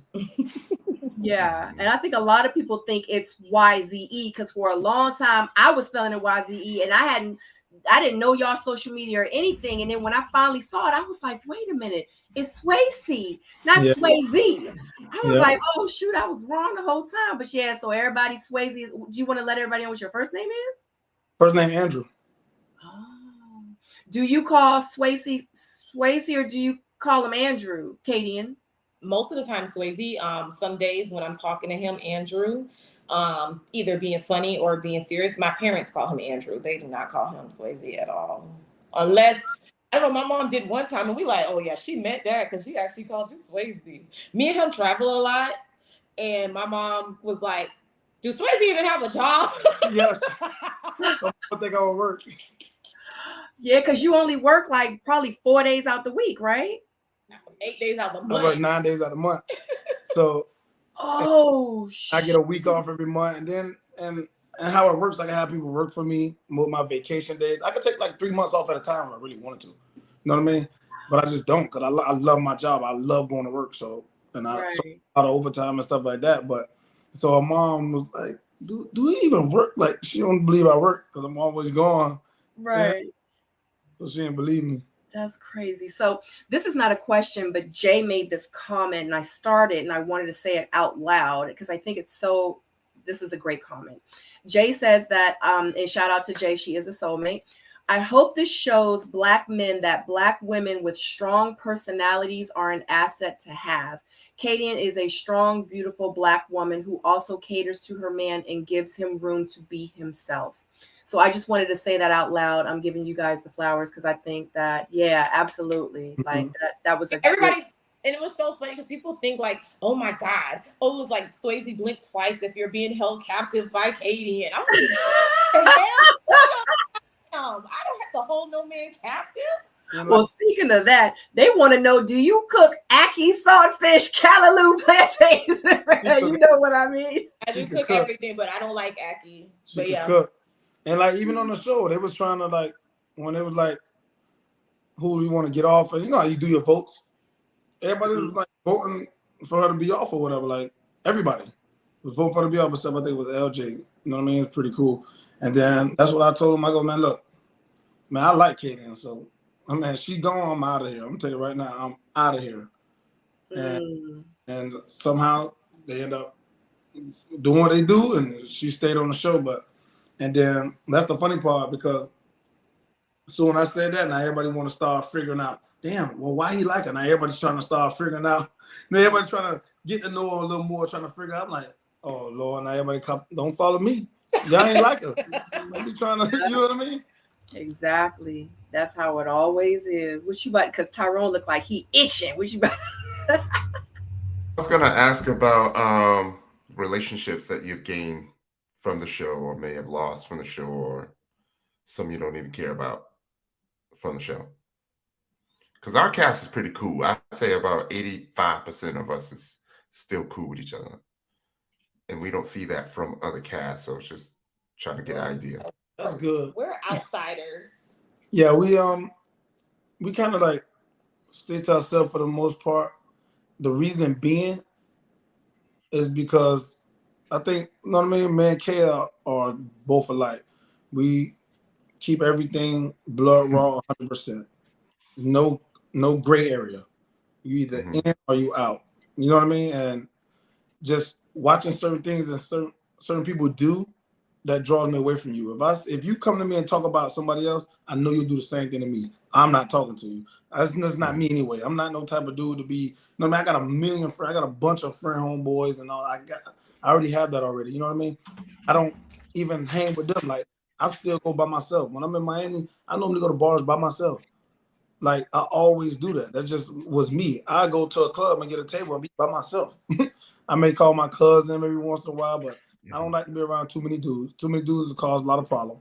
I don't know what you done did. Me growing up is different. I don't know what my homeboy done did. I don't know if he in beef with somebody and I'm with him. Guess what? The old innocent fireman always gets shot. Man, in the wrong place, wrong time with the wrong people. So it's a lot of things I pay attention to as far as that, and you know, and just I'm just not with all that he say, she say, and I just don't try to get in the middle of that. And she's the same thing, and we used to set each other. I'd be like, babe, I told you, faking the whole time. Look at that. Right. I think what irritates me more, and I am going to name drop, he hates when I do this, but I'm going to be very vocal. Like today, we really don't watch a lot of interviews until like after the fact. It'll be one of those things we're really worried about ourselves, and then another interview will pop up. So I think what irritates me more is people are not being truthful with their intentions. And then it's okay if you just say I was just faking it or this and that. So today I watched this interview with Samson, and he basically wants to insinuate I'm a liar. Did I lie about being friends with Sharice? Yes, out of respect for my situation at the time with Swasey, because he already confided in me and I was there. It wasn't even like he came back and told me he say, she say. She actually called him to talk about me in a bad way while I was sitting there. So it was no choice but for me to know that. You know what I mean? After we all were just on a three-way phone call the night prior, and she's like, oh my God, guys, all of that type of stuff. So I'm like, this bitch is real life delusional. So I find it funny that Samson wants to paint this liar per thing, like, oh, we seen it as she lied. Yeah, I did lie about that. And I told it before anyone said it, that I lied about that. But don't say you lied, baby, because you didn't lie. She was being sarcastic. Yeah. That was she trying to say, because she wrote, how you write somebody, like, say if I know you talk about me, Tyrone. Hey, yeah, what's up, bro? Yeah, you my dog. And then you be like, and then tomorrow you say, hey, I thought I was your dog. Man, no, I lied. You my dog. You know what I mean? You just talking like being sarcastic. And that's what she did at that dinner table. Right. She wrote her the next day, hey, no, we cool, we friends, don't worry about it. Being sarcastic. And then when she get to the table, she go, but you just text me the other day. Yeah, I lied. But you know what I mean? Because other people don't see on the show that what was going on behind the scenes, you know what I mean? Like, it's because I just left the interview, or they just had an interview. I was in the car with Katie, and she called. I'm like, oh, shit. What's up, Sheree? Yeah, I'm so tired of this bitch. Just like screaming like, oh, damn. What happened? Who? I thought somebody about to fight or something. Your little girlfriend. Oh, shit. And I try to like hear her pick up the phone, but she's like, no, give me the phone. And then she just, I can't stand that bitch. And then I got off the phone. And then she tried to call, and then she won't answer and answer. Yeah, I tried to call her right then and there. I'm like, oh, Lord. And I was like, baby, just play the game, man. Just sometimes you got to avoid shit. Just chill. Just play the game. That's what I'm trying to tell her. So that's why on the whole time of my show, she looking crazy. She looking like the one that got a problem with everybody. She just hates Sharice, or she just like, no. This girl was talking behind her back, and she didn't know she overheard her. You know what I mean? But it wasn't she was trying to avoid it. It wasn't even that. This girl used to be on three-way phone calls with us. We had a group message, all three of us. We hung out off screen, even though we weren't supposed to, all three of us. And he would be all over me. So imagine you're chilling with someone, they're telling you like, oh my God, I got your guys back, y'all need to make it work. And then she's calling him, talking about me, and then saying, and I'm gonna give you a facial, and I'm gonna do this. I'm thinking she has him in her top, like how I had Samson in my top, just out of us, each other. And so my whole thing, to wrap it up with Samson, is he takes that to back up his thing, because he doesn't like the fact that on that scene, when I said Samson is, he's been telling everybody the same thing, and he did, but he didn't like me. And I don't think Samson liked me. Let's be clear. And I didn't like Samson. But what he did when me and Swasey got into it, he called me and he's like, I just want to let you know that you have other connections here, blah, blah, blah. And then he was like, whatever. So after that scene aired, he called me. He was like, hey, like, how did you feel like, it was something? I was like, you remember when you called me and you were telling me, like, I hope that you understand you have other connections here. Then he's like, yeah, that was just the process. And I'm like, okay, that's cool, but don't make it seem like I just pulled that shit out my ass. But then if you listen to his interview, he wants to say how he was just doing the process, which validates my story. You called me, you were saying things for the process, homeboy. I didn't lie. You're lying. Just like you lied and made it seem like you had a connection with someone that you really didn't. That's the type of things that I really have an issue with. Don't assassinate my character. I could hold up to everything that I do wrong or good, bad, but don't make it seem like I'm lying. No, you were the one playing the field. And 1 minute on his interview, he's saying, oh no. The interviewer is like, but you said on the reunion that she should have known. And I was take up for Sharice. I don't even talk to her. But the reality is that conversation happened because she didn't know. That was the whole thing. You weren't treating her no different than anything. Right. Those are the things. That's why we don't have relationships with some of these people, because even now they don't want to live in their truth. So is that why he said on Kojo's interview that Swasey's going to be mad at him? Because of what he said, and what he was saying was because he wasn't being truthful about Kadian? No. He was saying him and Swasey have their own situation. Like, he says a very underhanded shit. And then, like he says, Why are you calling me? I remember he ended up doing a voice message. This is not his first time doing it. And he'll always call me and say certain things. Just the lies. Like I said, he tried to have Swasey come out with his Spanish girlfriend and her friends and all this stuff. Then it's just like, you have to pay attention. And this is things that I don't like. He's like, I didn't invite Swasey to the club. I've only been to the club 2 times. Yeah, and I'm like, Mango's is a club. It's like when you go to freaking a restaurant in Miami and they lights is low, music is playing, however you want to say it. But let's not focus on the fact that I said the club. Boy, you invited him out with girls, knowing that he was in a relationship. Swasey puts the phone down, but it's still on speaker, and he hears him in the background like, yeah, y'all gonna love my boy Swasey. He real nice looking guy. What are you doing? What are you doing, sir? Yeah, and then that's the thing. She like that. He said he had his interview. I don't watch that stuff, but she was watching it. So then I'm just packing out over him. I go, damn, he just lied like that? Seriously? Like, you know what I mean? I don't get into that stuff, but this dude, and then he go to her. First of all, he goes to her. It's like, I don't like that. I don't play games like that. I don't do that, bro. How old is this guy? This guy 50 years old. And I'm like, bro, I'm 33 years old. I ain't doing none of that. Like, are you kidding me? Like, I'm never talking about another man. I'm never doing stuff like that. And there's a lot of stuff that he's did on the show that I should have been checked him about that anyway. But I wasn't trying to do that because I'm not trying to come to the show with conflict. I'm not trying to slap nobody. I ain't trying to get there because I know how I get. So I was trying to avoid all that. Like, during the show the whole time, he telling other people, I'm gonna go in and go to the gym and work out today. I know you want muscles like Swasey. Like, why are you like? What is wrong with you? Like, and then he's saying to Sharice, I noticed during the interview, the whole time you had your interview, you were staring at Swasey. Or every time we have a conversation, you're just looking at him, and I'm trying to talk to you. Like, what do you like me or something? Like, what do you like? What's wrong with you? And then we have the interview. Not the interview. She good. She good. We posted something. I forgot. Kay posted, and then he writes on there, "Hey, damn, I'm so proud of you and my boy Swasey, blah blah." And then on the Ready to Lie page, I'm at Lead 'em Alone. I'm so proud of him and my boy Swasey together. And then you call me next week. Hey, what's up, man? My ex in town with some group, friend girls. And it's gonna be me and you and them. Let's go hang out, man. Bro, what I look like a dummy? Man, find somebody. You know what I mean? That's what I want to say. But I said, hold on, let me check to see if I'm working or not. And when I have it on speaker. Man, I went to looking, and when I put it on speaker, I hear him saying, yeah, that's my boy from the show. You're gonna like, man, find somebody to play with, bro. Nah, I ain't going. I got work tomorrow. And that was it. And I'm like, man, and then I call her. That's why I call her. Because they were playing games. I think they thought, especially just the persona of him, that he was playing games with me. You know what I mean? So I think that's where it stemmed from. And I'm just like, but why? But why? And I don't need you calling me I just called her to just give her that. You don't call me any other time. So don't call me. Don't send me a voice message. Don't text me. And don't build this whole thing up. You know, a liar is something that I'm not, and he knows this. Like, we wouldn't be here if I didn't live in my truth. I live in my truth. Anything that I do, I could own up to it. You know what I mean? But how can you in the same breath want to call me a liar because of what Sharice told you, but then you're bashing her, and then you're saying she knew that I didn't like her. She did this for the scene with her business. Like, shut up. Like, it's not making sense. It's like saying, yeah, I'm going to believe the devil right now because it benefits my story. And I have a big issue with that. Just say I was just doing this process. Yeah, Kay may have gotten that from there because I was just doing the process. I was just being nice and I could handle that. But don't sit here and call me a liar. And liars are the worst things that I hate. Bitch, I will slap you too. God, yeah, like that's how I feel in that moment.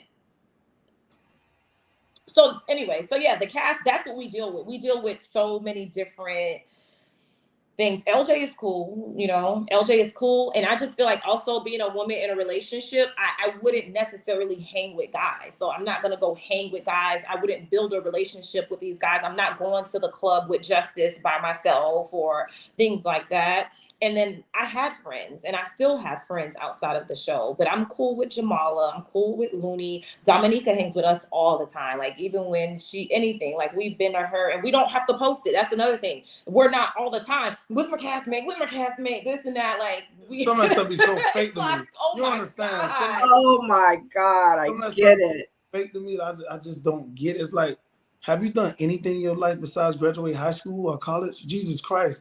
It's like everything is like accomplishment. let me show me. It's a compliment. It's like a photo op. Yeah, like what are you? Yeah, right. Jesus Christ! Yeah. Like I don't get it. It's like Dominica was, and I'll talk about this because she posted it on Instagram. I'm going live. Y'all got questions and answers for me. I'm about to go live. First of all, who do you think you are? Like originally, we were not gonna do any interview. You just did a little dating show, man. It's okay. It's all right, man. It's just a little dating show. Like, chill out, man. You're a nobody, man. Go handle your business.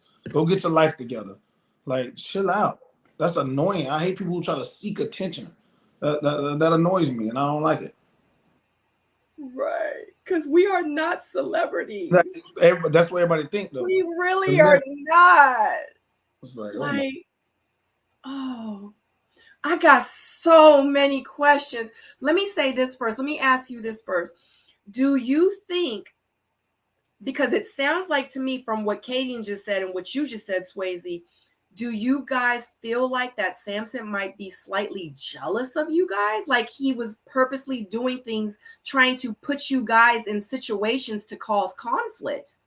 I don't think that. I won't say that. I don't know, so I won't say that's what he was intentionally doing, but I don't know what he was doing. Like it was just weird. You know what I mean? Like I'm like, what? Like it's a lot of stuff that's, you know what I mean, that's been said to me that I already know that's what it was, but I didn't say anything. I just kept it in my back pocket. I just analyzed. And I just watched. I think because some of them are so full of shit, they just thought like everyone is full of shit. And I probably would have been full of shit had I not had a true connection, but I would have. It's just like a lot of things don't make sense to me. And it shows just how much of a show it was for. Like if you go, and I don't know if it's there, but I remember someone commented on Sheree's page. When they commented on it, it landed me on her page because we don't follow one another. And I actually said something to him. And they were posting each other or posting the clips, and the hashtags was like Black love, relationship goals. And he would heart-eyed it underneath the comments, like playing along like they really had something, building up that suspense for viewers. And I'm just like, but you're in a whole relationship. We wrapped up filming on Saturday in June, and Samson says that he got in a relationship. This is what he said out of his own mouth at the reunion with someone on the Sunday. So that goes to show you the type of intentions you had. But let's take it an even step further, because I didn't even realize this. So you were in a relationship in June, right?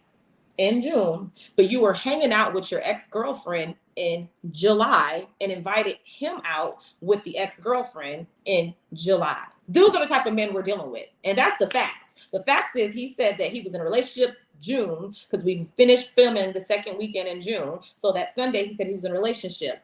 Swasey was here for a party I had during July 4th weekend. He texted Swasey. He was like, I'm so happy for you guys. Da, da, da, da. He even wrote that on the Ready to Lie page because we didn't know that our trailer was dropping. And Swasey had posted my TikTok or whatever, just being funny on his page. And when they posted it and they talked about us, you know, like, oh, we have a couple potential whatever. He's like, I'm so happy for my bro and sis, you know, da, da, da, da, da, on the thing or whatever. So you knew. And he called me and I told him that we were dating and everything like that. So he knew. When he called me back in June, he says, yeah, you know, Swasey don't like sisters. And I was like, really? That's funny because we're damn near, you know, together. At this point, we weren't in a relationship yet. And that's what made me tell her right there, because I'm not that type of person. You invite me out, whatever, I wouldn't have said nothing to my girl. I would have been like, man, no, I'm good. And that was it. But he likes her and be saying, I don't like sisters and doing all that. Yeah, like he kind of threw you under the bus a little bit. Exactly. And then now you calling me, invite me out, man, that's weird. You know what I mean? And I'm like, what's wrong with Buddy? So that's why I had to call her and tell, babe, man, how about the same dude that just said I don't like sisters and all that? He calling me, invite me out with his ex and his friend. I'm like, what is wrong? Like, is he like, what is he doing? Like, I don't understand. What is his intentions? Me and Samson had dates. It was actually on my Meet the Friends date. We had a date by ourselves, and you know, it was nothing. I never had any issues. And realistically speaking, I thought Samson was a stand-up guy. And Swasey was like, you girls are so naive. I really did. I kept telling him that for day one. So it's so funny. Even with Sharice, I was the one vouching for him with Sharice. The whole like I said, with the whole sugar daddy comment, it was two situations that Sharice could have had that from: a conversation with me, inviting her out with a friend. And then even when it came to Samson, and she was saying things, and I'm like, well, you know, he's a good guy. You know, he's going to be respectful. Y'all going to have fun. He's retired. At least he's financially set. You could change the way he dressed. I was vouching for him as a man, but he don't know all of this. You know what I'm saying? But I was. I mean, every guy I vouched for, even everyone, even Mike, I was just like, you know what? I think that guys could change regardless of whatever his lifestyle. If he was doing da-da-da-da, I think that he genuinely likes her and that he could change.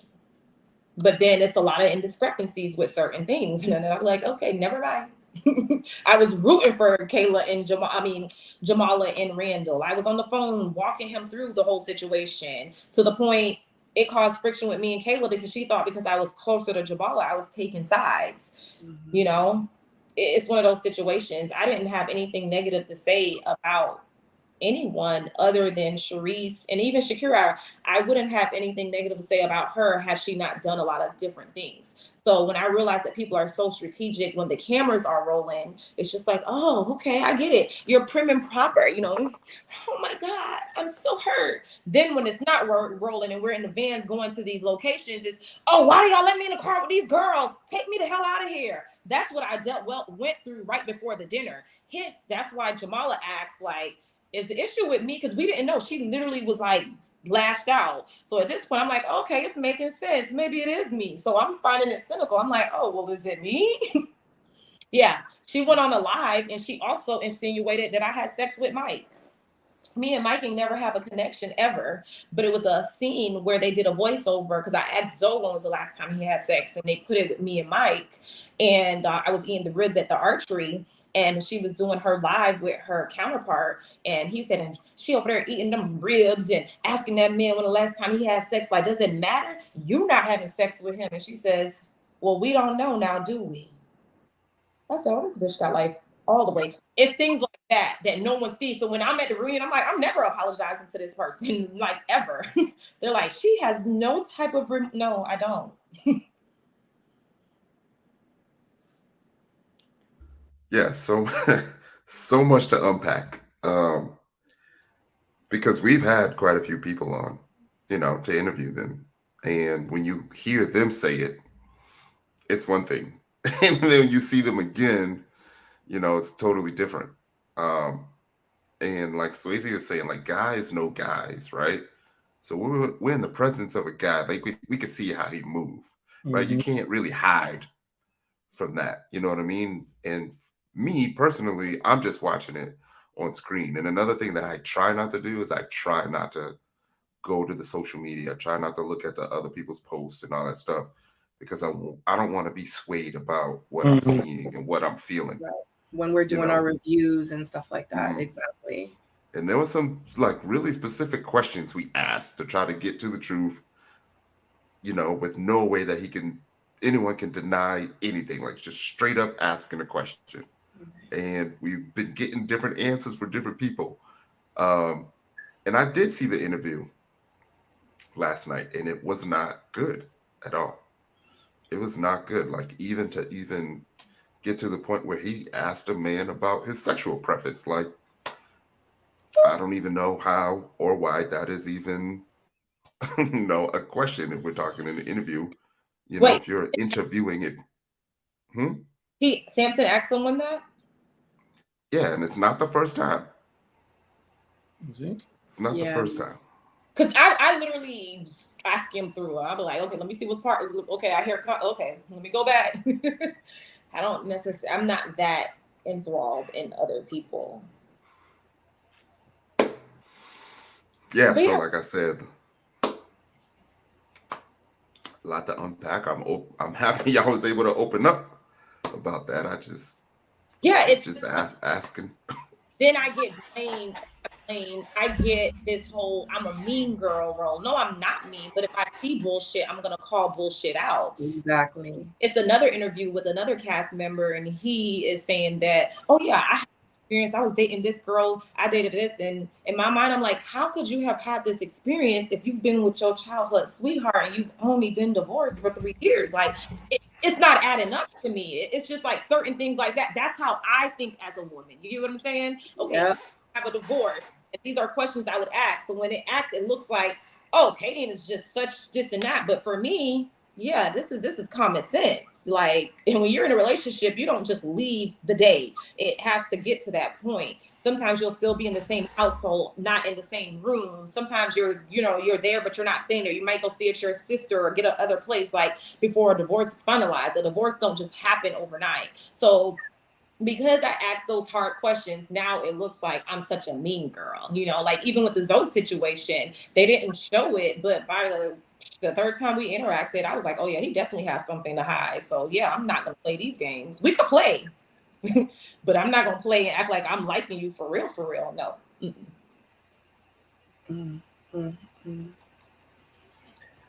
It's so much I want to say, and then I'm like, you know what? I shouldn't say nothing. I feel like we had to get you warmed up, Sabrina. I can see it. I can feel it. I don't know. This is just, for me, in this situation, it's just really, really, it just puts me in an awkward position. Let me say that. Because one thing about me, because I'm like you, Kadian, and I think that's why, like, a lot of people, they either love me or a lot of people just do not like me, because I keep it 100 all the time. And, and with me being on my platforms, I've always been 100. And one thing I said about Samson in the very, very, very beginning, it was like episode 2, like it was a panel review that we had, because after every episode we did panels where it was, a bunch of us on the screen, and we talked about you guys' episode, every episode. And I want to say by episode 1, 2, we had a panel, and I was on there, was a couple of us on there, and it's J-Dub was on there, and he and we were like the only ones that was like, Samson seems cool, but it's something about him.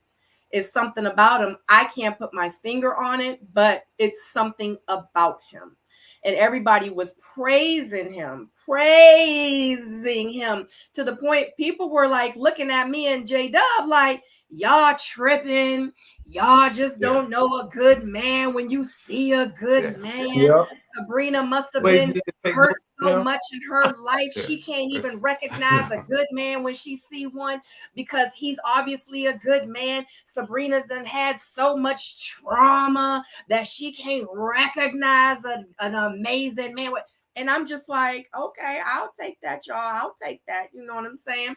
And it is what it is. And one thing about me on my platforms, I always love it when we can agree to disagree. You know what I mean? Like, give me the hard questions, say what you mean, don't butter it up. A lot of people, might feel that way, and that's how they feel. Absolutely. And if you want to come for me, it's cool, because I have a very, very strong heart, and I've been doing this a long time. Like, it ain't too much that you could say to me and to make me feel, because it's, I had to go through a lot and endure a lot when I was a child. So what y'all doing now is nothing compared to what I had to go through.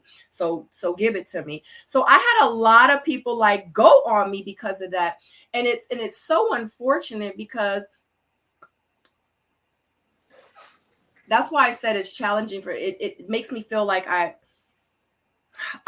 really tried to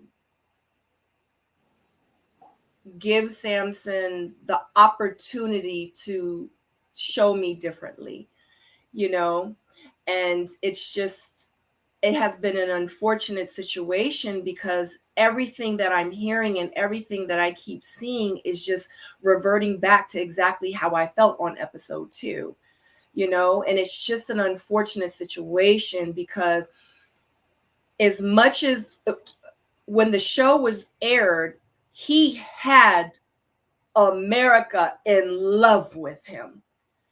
And it was probably the 2% of the people. And I think we said that when Jeremy was on with me too. It's only like 2% of people that really felt like it was something about Samson. And the 98% of people were attacking us 2%, and it's just that the more and more, and I told Samson, I was like, you just need to log off, bro. I was like, don't do no more interviews. I was like, you need to go heal. You need to really, and I said, because what you're doing is, and I don't think he realizes it, but he's making it worse. The more and more he talks, he's constantly digging his grave deeper and deeper. Addictive, like everything about it, like. And oh my God, one of the things that I did pick up from the interview, and I don't even want to talk about him, but this is me being an observer. It's like, no, they wanted to show my good side, and I wanted them to show my bad side. I stood up at dinner and I said this. You didn't say it like that, Samson. Stop the foolishness. But then when he's talking about the fact that Sharice sent him home and they showed that bad side out of everything, why couldn't they show the whole other 90%? Well, wait a minute, dude. You just said that you wanted them to show your bad side. Now you are mad. The bad side, line up. But that's why I said a lot of things came into production because they want. And I've been saying this before Samson even started doing these interviews. If you any interview that I've done, even stuff, I say because they wanted to play Samson in such a great manner, they had to play me as the terrible person. Because if they would have showed some of the light on Sharice in the negative way, it would have been like, well, why would this great, outstanding man choose someone like her? Right. It wouldn't have made sense. You know what I mean? But now you're saying, oh, I love this. Like, I think it was one other thing where he said, like, oh, the first person I seen was Looney, but I know for a fact Looney came to the mixer late, and that him and Sharice on a previous interview, I think Sharice said like that they were talking since day one. So it's like, come on, just because you guys are not in a good space now with your lies, don't say that. Don't discredit her or make it seem it. Don't sit here and say she knew that I was never into her. Sharice is a lot of things, but she has no problem finding a man. If she knew that you were just not into her, she would have not been voting for you. I know exactly. Not been voting. Her pause on someone else. She would have made an alliance with someone else. She wouldn't have done that. Not to say that Sharice really wanted him, because she was already bending what she wants to be with him, but don't make it seem like you were just so clear, which backs up the statements in the ladies' lounge. He wasn't giving her what she needed. And that's what we were all saying, like, right. All of this across the board. You know what I mean? I mean, this man had a whole girlfriend the Sunday after. That says enough. I mean, Saturday, Sunday. Yeah. And it's such an unfortunate situation, because one thing that, I know Samson feels like that editing had a lot to do with why people feel the way that we feel about him, or that they feel about him. But in real life, it's everything that he's done. He has created whatever that was shown on TV. It's to the point now where we don't even care what was shown on TV. It's all these interviews and everything afterwards. And it's like, the stuff just isn't making sense. And to be in a good light. Why are you? It was just so happened that when I'm doing the interview with Kojo, he sends me the voice message. But did you hear his disdain for me on Kojo on the other interview? It's because he's trying to be strategic. Right. It's like, I don't know if it is, and he don't. Oh, I don't it, but I it just blows my mind. As you're 50 years old, how old is he?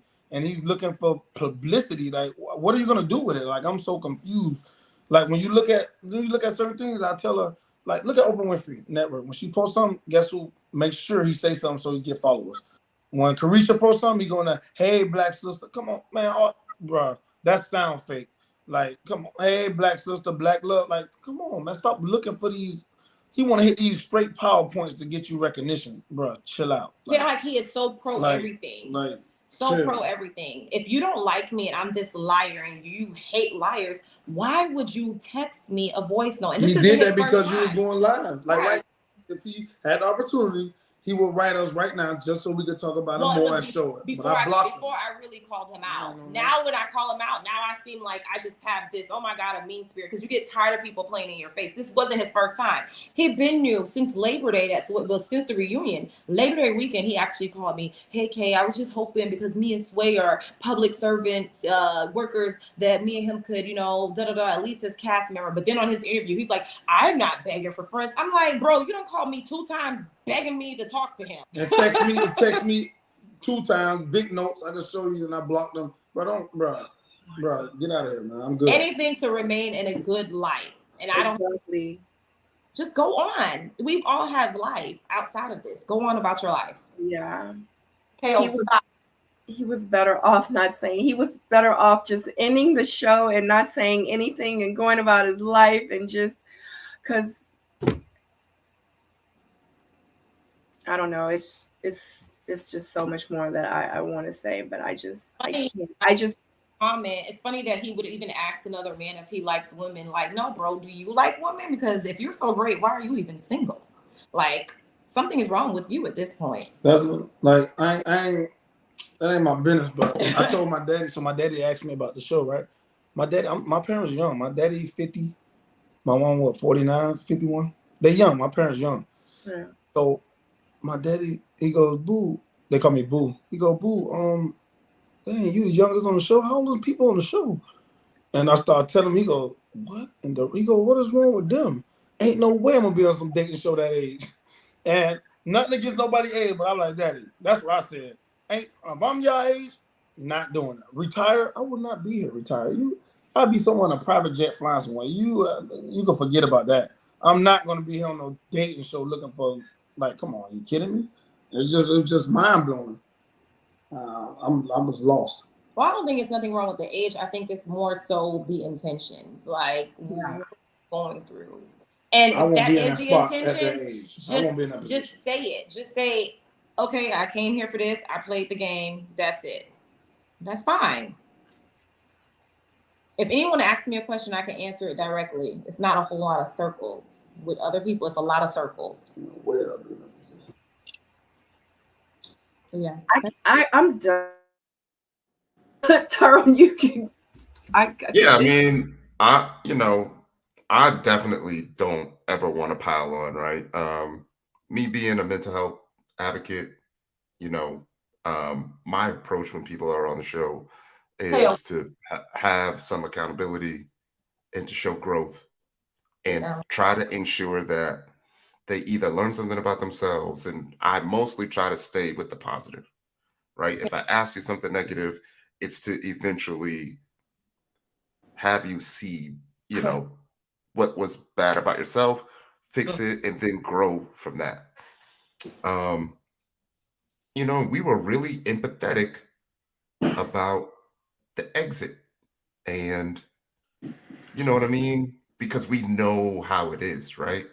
We know how the crowd is going to treat you. And my approach is to try to give you the opportunity to show your truth, right?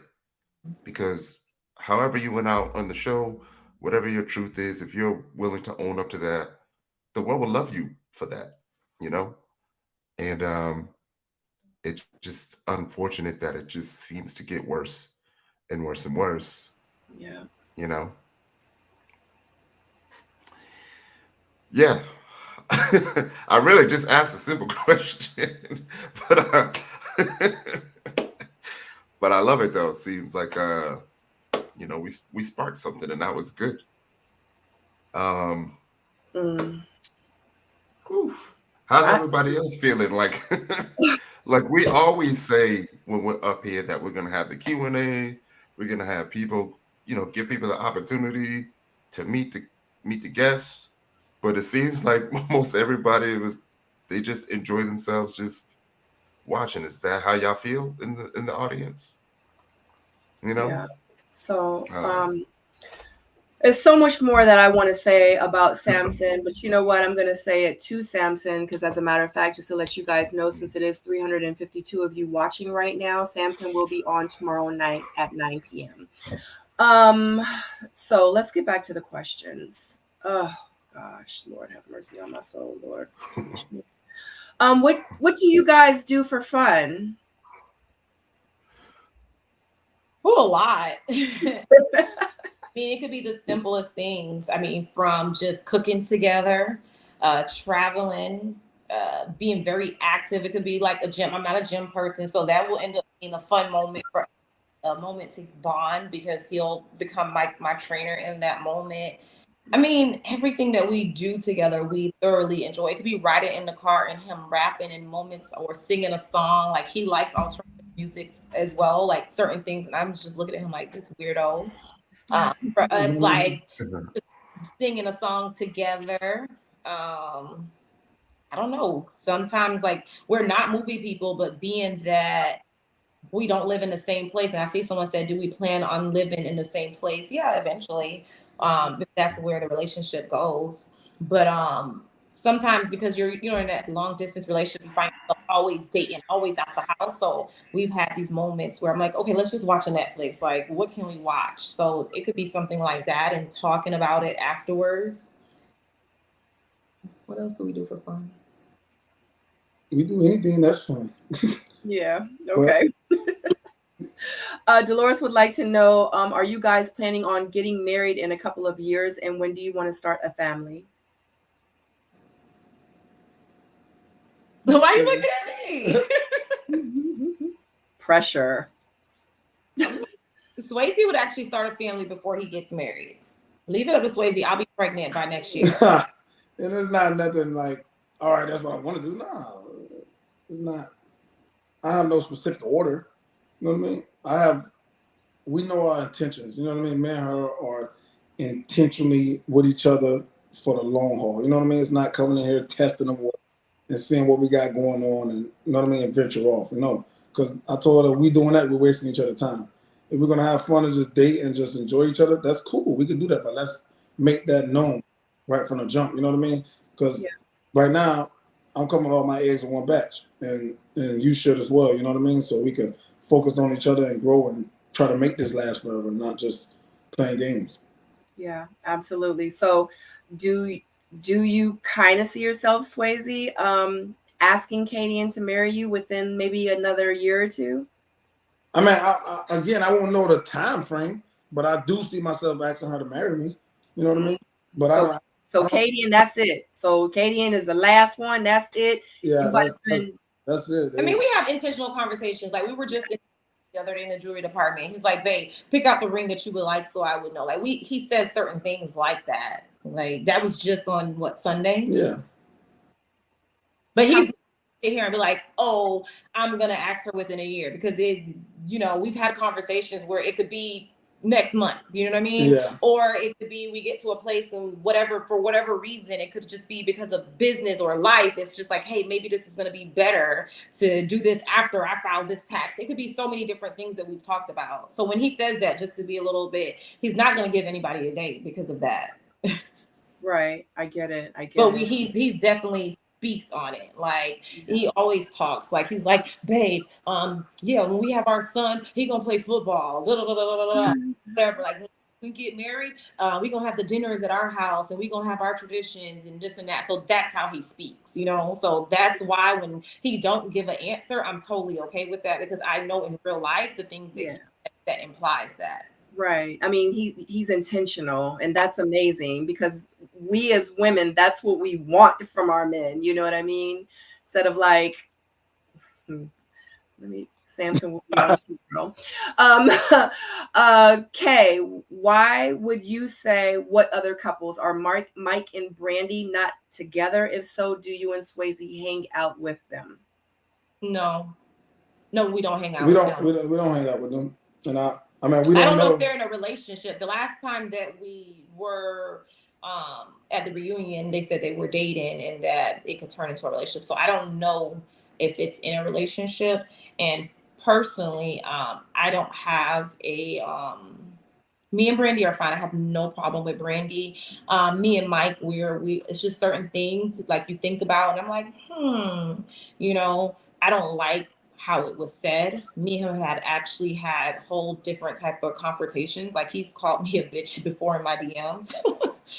So things now, I'm just like, out of respect for their situation, I don't want to befriend her to that extent, because that's just weird. I don't want to be friends with someone and me and their guy don't get along. Right. Yeah. And that's living kind of fake at that point too. So I wouldn't know about their lives if they're actually in a relationship. Right. Wow. But I know each other. Let me be very clear. I know they deal with each other. I just don't know if they're in a solid, full-blown together like you and Swasey, pretty much. They business, we just start their business. Right. Yeah. I get it, and that's the best place to be. Kadian, I heard you have a restaurant in the Governor Square Mall. What is the name of your restaurant? I'm from Tallahassee area, but I live in Jacksonville now. I do visit the area. Oh, Jacksonville. I had a store in Lim Turner in Jacksonville, but it's called Sugar Cane and Spices, and it is in the Governor Square Mall. Yay. Okay. So y'all go visit there. If you're in the Governor Square Mall, go visit her restaurant and support. Okay, guys? Kadian, my favorite scene is when Swasey affectionately hugged you in the kitchen. I noticed how you melted at his loving touch. Is touch both of you guys' love language? We're both affectionate. And I wasn't melting. I was so nervous. I was melted. He said, yeah, you was.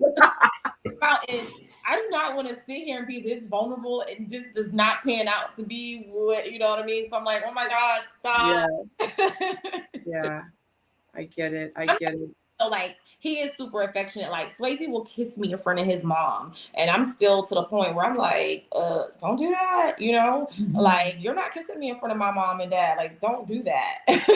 Like, we were actually at my parents' house, and we were outside, and he's sitting on a chair outside. At his mom's, I probably would sit on his lap, but at my parents, I sat on the edge of the chair. So he had to go move his car, and he gets up, and I go flying off the chair, because that's how much I'm like, ooh, like, I'm still a little girl at heart. Like, it's that viral clip going around about the guy kissing his wife, and they're like, oh, was it doing too much? And I showed him, I'm like, this will be you. He is super affectionate, super touchy. And I think that's one of the things that we bond to. And like, we are always like just touching each other and showing love. I love it. I love it. I just saw this question real quick. Not all says, I follow y'all on Instagram, both on Instagram, and I love the fact that you guys work out together. What are your favorite fitness routines? I like anything easy. She makes me upset. We're like the routine I just follow. I have like a lot of different things I do. I try to do, like, if I'm working out with her, I try to do more lower body than anything, and do like some upper body, you know what I mean? Because I don't want no big shoulders and stuff. Yeah, I already got a wide back. I don't need her looking like that, you know what I mean? So I try to do more ab workout, more lower legs and core stuff with her. And with her, you got to be, you know what I mean? You got to try to be strategic with things, because my baby try to take the easy way out on things like that. When it's about business and stuff like that, she gonna work hard and she gonna put her best foot forward. But when it comes to fitness and stuff like that, if I tell her to do 8, she'll do 6. So theoretically, if we have to do 10, I tell her it's 15 reps, because I know she's gonna give me 12. You know what I mean? So I'm not getting mad and upset saying you cheating reps. No, I don't know how to do that, because I already done tricked her already. So things like now that. I know. Right. So things like that, because she made me mad. She be on the phone, want to do all this TikTok and do the videos. I'm like, baby, I don't care about that right now. We need to work out. Like, I don't have time for this. All this video and let's do this. And I get annoyed sometimes. Sometimes we'll, like the first time initially, we'll go at it, because I tell her to do something. I can't. I'm like, don't stop saying you can't. Like, no, I don't want to hear that when I work out. I can't. You can do it. And then the next time she says she can't, and then next time she do it. I go, see, you always cheating yourself. Like, you can do it. That's just about pushing her and stuff like that. And I got to learn how to be more lean too. That's why I'm not want to coach. People always ask me to coach and stuff, but I just can't, because I'm too passionate, and I want somebody to do what I would do. Like, I give my all in everything, relationship, work, anything. I'm coming full speed, 100%. If not, I'm not doing it. So, and I just expect people to do the same. That's why I stopped teaching. I was a paramedic instructor as well. I don't teach no more, because the kids now, they want to cheat. They don't come with that same mentality. They come in late, and I go like, who rate? Like he was so upset about being late for the interview. Like, when everything, our schedule got off track, she's like, let them know right now that we're going to have to reschedule. I'm like, no, we can't reschedule. Yeah, I got mad at her, because she just run late. Like, stuff is all cool and dandy. I don't like that. I like to be on time, and I want to be early. And I tell her, my sister last time, we had an interview yesterday, my sister's like, it's just a minute late. I go, it don't matter. It's late. That's late. Like, I go to work, I gotta be working at 8 o'clock. I might work 4:30, 5 o'clock. Well, y'all ain't even show up for our interview yesterday. No, it ran over. Because it ran over. We was going so long and it ran over. I don't know. And like I said, honestly, we really don't play too much into the interviews. And like I didn't even know Samson said something about someone liking whatever. We literally skim through. So in my mind, interviews are literally like 30 minutes. So I'm like, okay, cool. Like, okay, this, yeah. And then it ends up being hours. And And I wasn't even doing no interviews. There's so many people like writing me and stuff. I go, man, I'm not doing no dumb interview. I was just saying that. I'm like, man, I'm not doing an interview. I'm not doing it. I'm not doing none of that stuff. I kept saying that. But then I was like, you know what? Because I'm also about being fair. And I'm like, man, as people that view the show and watch the show, they want to know certain. Really love you guys. Exactly. So I said, you know what? I would do interviews because that's not fair for them to just go from what they want to see and they want to know something else. So I say, you know what? I will do that. I don't mind doing interviews. I'll do a couple interviews. You know what I mean? Well, we appreciate you guys being here tonight. We really do. No worries. Yeah, because it definitely has been great. So real quick, everyone, I've seen a couple of these comments saying that they would love Kadian to come on, and actually you, Swasey, too, to come on the Missing Link. Real quick, I don't know if you guys know what the Missing Link is. The Missing Link is another podcast that I do have. And what I do is I bring entrepreneurs on that platform, and we literally talk about you and your business. So it's that bridge that I gap for anyone that's interested in becoming a firefighter, anyone that's interested in owning a clothing boutique, a restaurant, and you pretty much giving cliff notes for the people that's going to watch the show and anyone that's going to watch the replay. And just to let you know, pretty much people out there that look like us, and also kids that's out there and teenagers that's out there that look like us, and say, guess what? If they can do it, I can do it too. So that's what I provide on the Missing Link. So if you guys are interested in being on that, you know, in the future, next week, whenever your interviews die down, I would love to have you guys. So yeah, I love that. He teaches classes now, and I do business entrepreneur like mentorship, and I love that because I just feel like as a Black woman and an immigrant, it's so many different things I had to learn the hard way, and I'm not one of those people that feel like everyone has to learn the hard way. And I'm also not going to go to this woman empowerment for you to tell me that, yeah, what happened was I took my last $20 and I made it $1 million. Well, how did you do it? What did you exactly your business if you only had $20? Like, make it make sense to me. Where did you go to register your business? Where did you go buy these products? Like, I need information. When you bought the products, how many did you buy to make it make sense? Like, oh my God. And so that's kind of like where I go with my type of structure, because it's like, it didn't have to be this hard. Like, even with the it was so hard because they're like, okay. Even when I had the food truck, it was like, okay, show us your plans for the truck. Okay, well, where does the fridge, can I put a fridge, a commercial fridge, or does it have to be a residential? Oh no, you have to just do it and then we'll approve it. Wait, so you're gonna make me buy a fridge and a stove, and then maybe it's not gonna be out of this money? Just trying to learn certain things. It was very frustrating. I had no one to turn to, and it's very unfortunate that I actually had this guy. He has a Spanish truck, and he was the only person that actually returned a DM. And I was like, hey, I'm trying to sell a food truck. I know that you did can you help me? He said, come. He showed me his food truck. He gave me everything, like all of that type of stuff. I was there with my notes. I'm like, thank you so much. And when I was done with my food truck, I sent him pictures and videos. I was just so grateful because, oh my God, the Black community, they just feel like it's competition or something. And I didn't get anything. So for me being a business owner, I started off as a storefront. So a lot of I'm able to tell people like, oh, well, is this or is that? Baby, you got to say that for the Missing Link. Yes, and that's exactly, I was literally about to be like, skirt, and I was about to cut you off because that's when I sought to talk about, like, I love it. Yeah, me too. And that's, and anyone that knows my stories, my soulmates that follow me knows that's exactly why I started the Missing Link. Because when I started my business, I would go to people and ask them, and they'd be like, girl, I don't even remember, girl. And I'm just like, what? I tell you little parts. They ain't gonna tell nobody. I tell her all the time, there's no free game. You can forget. Ain't nobody give you a game free. And if you pay for it, they're gonna give you a portion. Ain't your own family won't tell you exactly how to make some money. Absolutely. And if somebody trying to offer you money for free, it's a setup. Don't never do it. It's impossible. Yep. And I said, if I ever got a platform to be able to bring this information to everyone, like, I'm just going to spill the beans. This is exactly why I started it. So yes, I would love to have you guys on. Yeah. So I say girl power, I really mean it, because that's me in real life. Yeah. Certain things add up. We all have our moments, but in real life, that's how I am. that's when you guys were asking about attention. I have that community of love. Like, I don't go out a lot here, but if I go out and someone sees me, I'm like, oh my gosh, she was my mentor. She helped me start my, that makes me feel good. And not just start it like literally, like, this is the vendor. Before COVID, I was going to China twice a year. I really love it. I do not feel like we have to endure that struggle. Like, if God gives us the opportunity to have kids, our kids are, I'm not going to have my kids endure struggle just because, like, I'm not doing that. Right. Right. And each one teach one.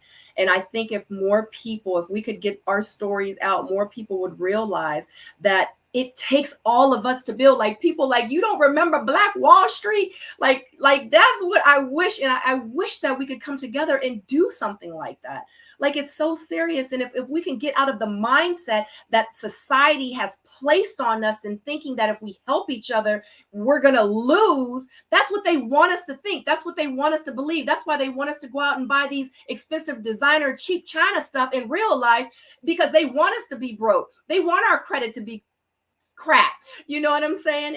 And they don't want us to, they want to keep us down. And if we could, like, just one person at a time, and if we could just teach them this, we can all be successful. We could. Do you know how much money is in the lottery right now? It's $1 billion. Why can't that be our $1 billion? Why can't we help each other go viral instead of period. What about us? Like, we are so talented. It's so many of us. You know what I'm saying? We're just in a selfish place too, especially being in the beauty world. You would have 10 people that rather rent a suite space out and have a little 2x4 room decorated to say they have their own, instead of saying, hey, let's come together, let's buy this building, let's do a salon suite, let's give them this experience I haven't had, this and that. And I always tell every one of my students, I tell them, listen, when Sam owns that McDonald's, he does not care that it doesn't say Sam's McDonald's. He don't. Somehow so wrapped up that we needed to say the competition, Brittany's Lash Bar, instead of saying, okay, let's just do this beauty bar. I could be in there doing lashes. You could be, and it's just like hair, nails, exactly. It's just everybody want to be that person. Yeah, you don't have to be that person all the time. No. I just taught a student, and she was from, oh God, where was she from? Oh God. She was from, I can't remember where she was from, but it was one of those cultures where I don't want to say the wrong thing, but they all do everything. But either way, she was telling me how they married into the family. So, she married like her third cousin, that type of thing, whatever. And she's like, yeah, because I opened a smoke shop and the guy who's helping me, he owns this. And that's how we keep everything in our business, not just in there. Like, they married the cousins. It's a planned marriage. And then not only that, she was able to go to her other counterparts and ask them, how can she run this this smoke shop? And she has a guy there that's coming and helping her. And then she was saying the same thing with the Indian girls. Like, she told one of the Indian girls that she knows, like at school, like, hey, go here and they'll do everything with you or whatever. They just help each other so much. She's like, yeah. So the cousin is the one that owned the stuff because I'm in the mall. And so I was like, yeah, the guy with the jewelry store is my neighbor. And she's like, oh, you know him? Yeah, da da da. And I was just like, oh my God, how it was just like, boom, boom, boom, boom. Like, yeah, he's the one who told me this. I'm like, dang, that doesn't happen in our community.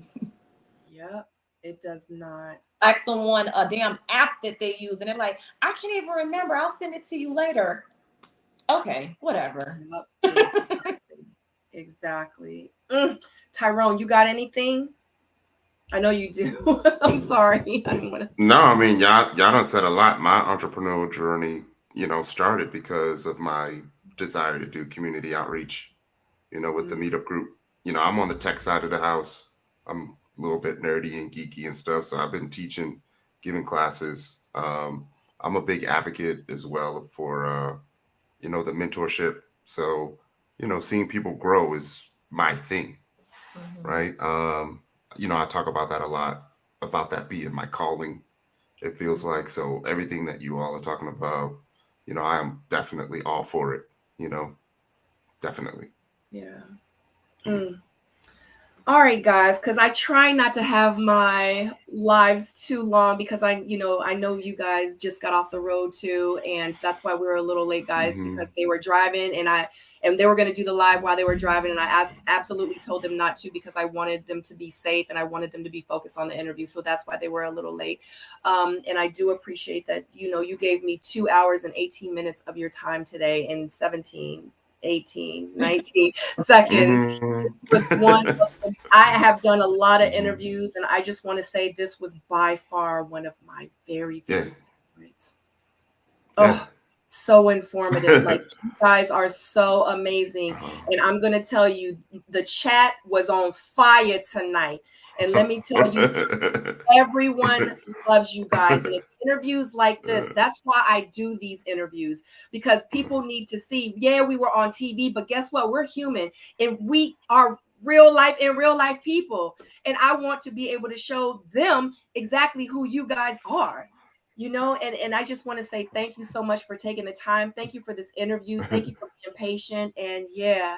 Tyrone, as a man, because, I'm not going to say I won't pay attention to women's opinion, but, I like to know, because I know it was a lot of strong opinions here and there about my personality.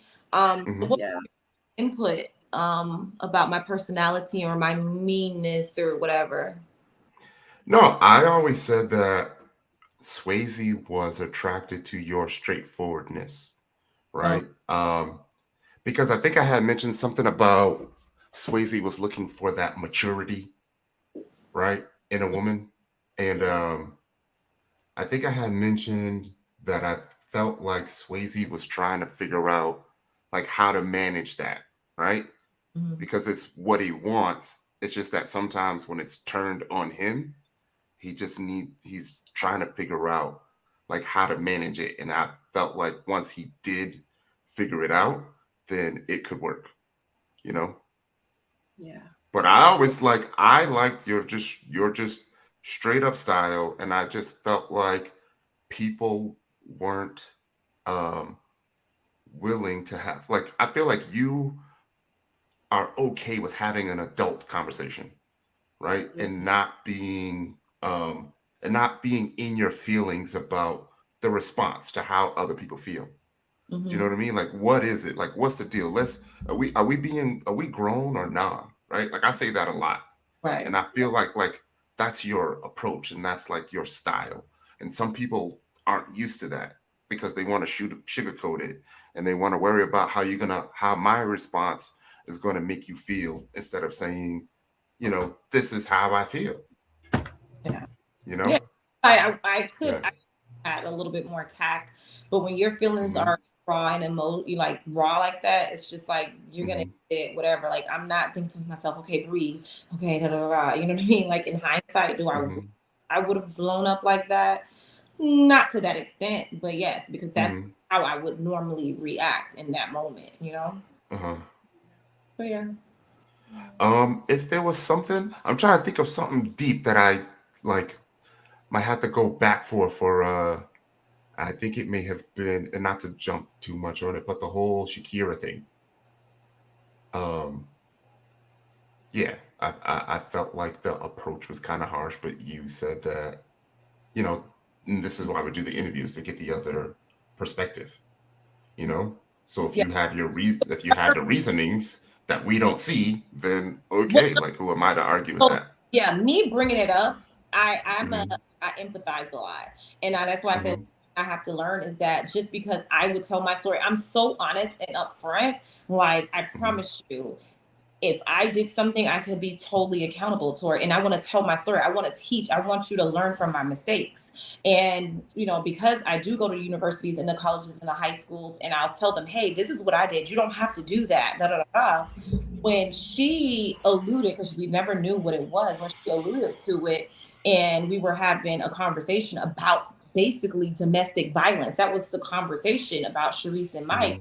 All were having. Mike insisted that she stayed, and I'm like, no, let her go. You get what I'm saying? Because this is something real. But if she does want to stay to have the conversation, cool. This would be something that maybe she could, whatever.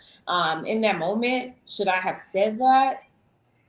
could I have said, I don't know, like in that moment, just her bringing it up is going to be on TV. I'm not even thinking that deep about it. You know what I mean? Like, I'm just thinking like this girl seemed to have a real situation, you know, like let her have that moment.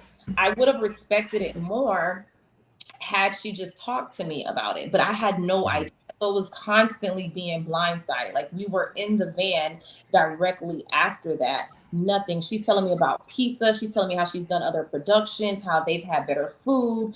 That was the conversation. Okay. That's on a Wednesday or a Thursday. We don't have the ladies lounge until Tuesday. Still nothing from her. When Tommy is saying like, oh, whatever happens here, we all thought he was speaking about the whole Mike situation, because he was asking all the ladies like, oh, do y'all have baggage? Do I have baggage? That type of thing. We didn't know anything was wrong with her. Kayla had hinted towards something like, Kay, I think she had said she didn't want to sit by me. But that's still, I was still oblivious. You could ask Kayla and Looney. I was just like, oh no, the problem isn't with me or whatever. But when I got wind of that,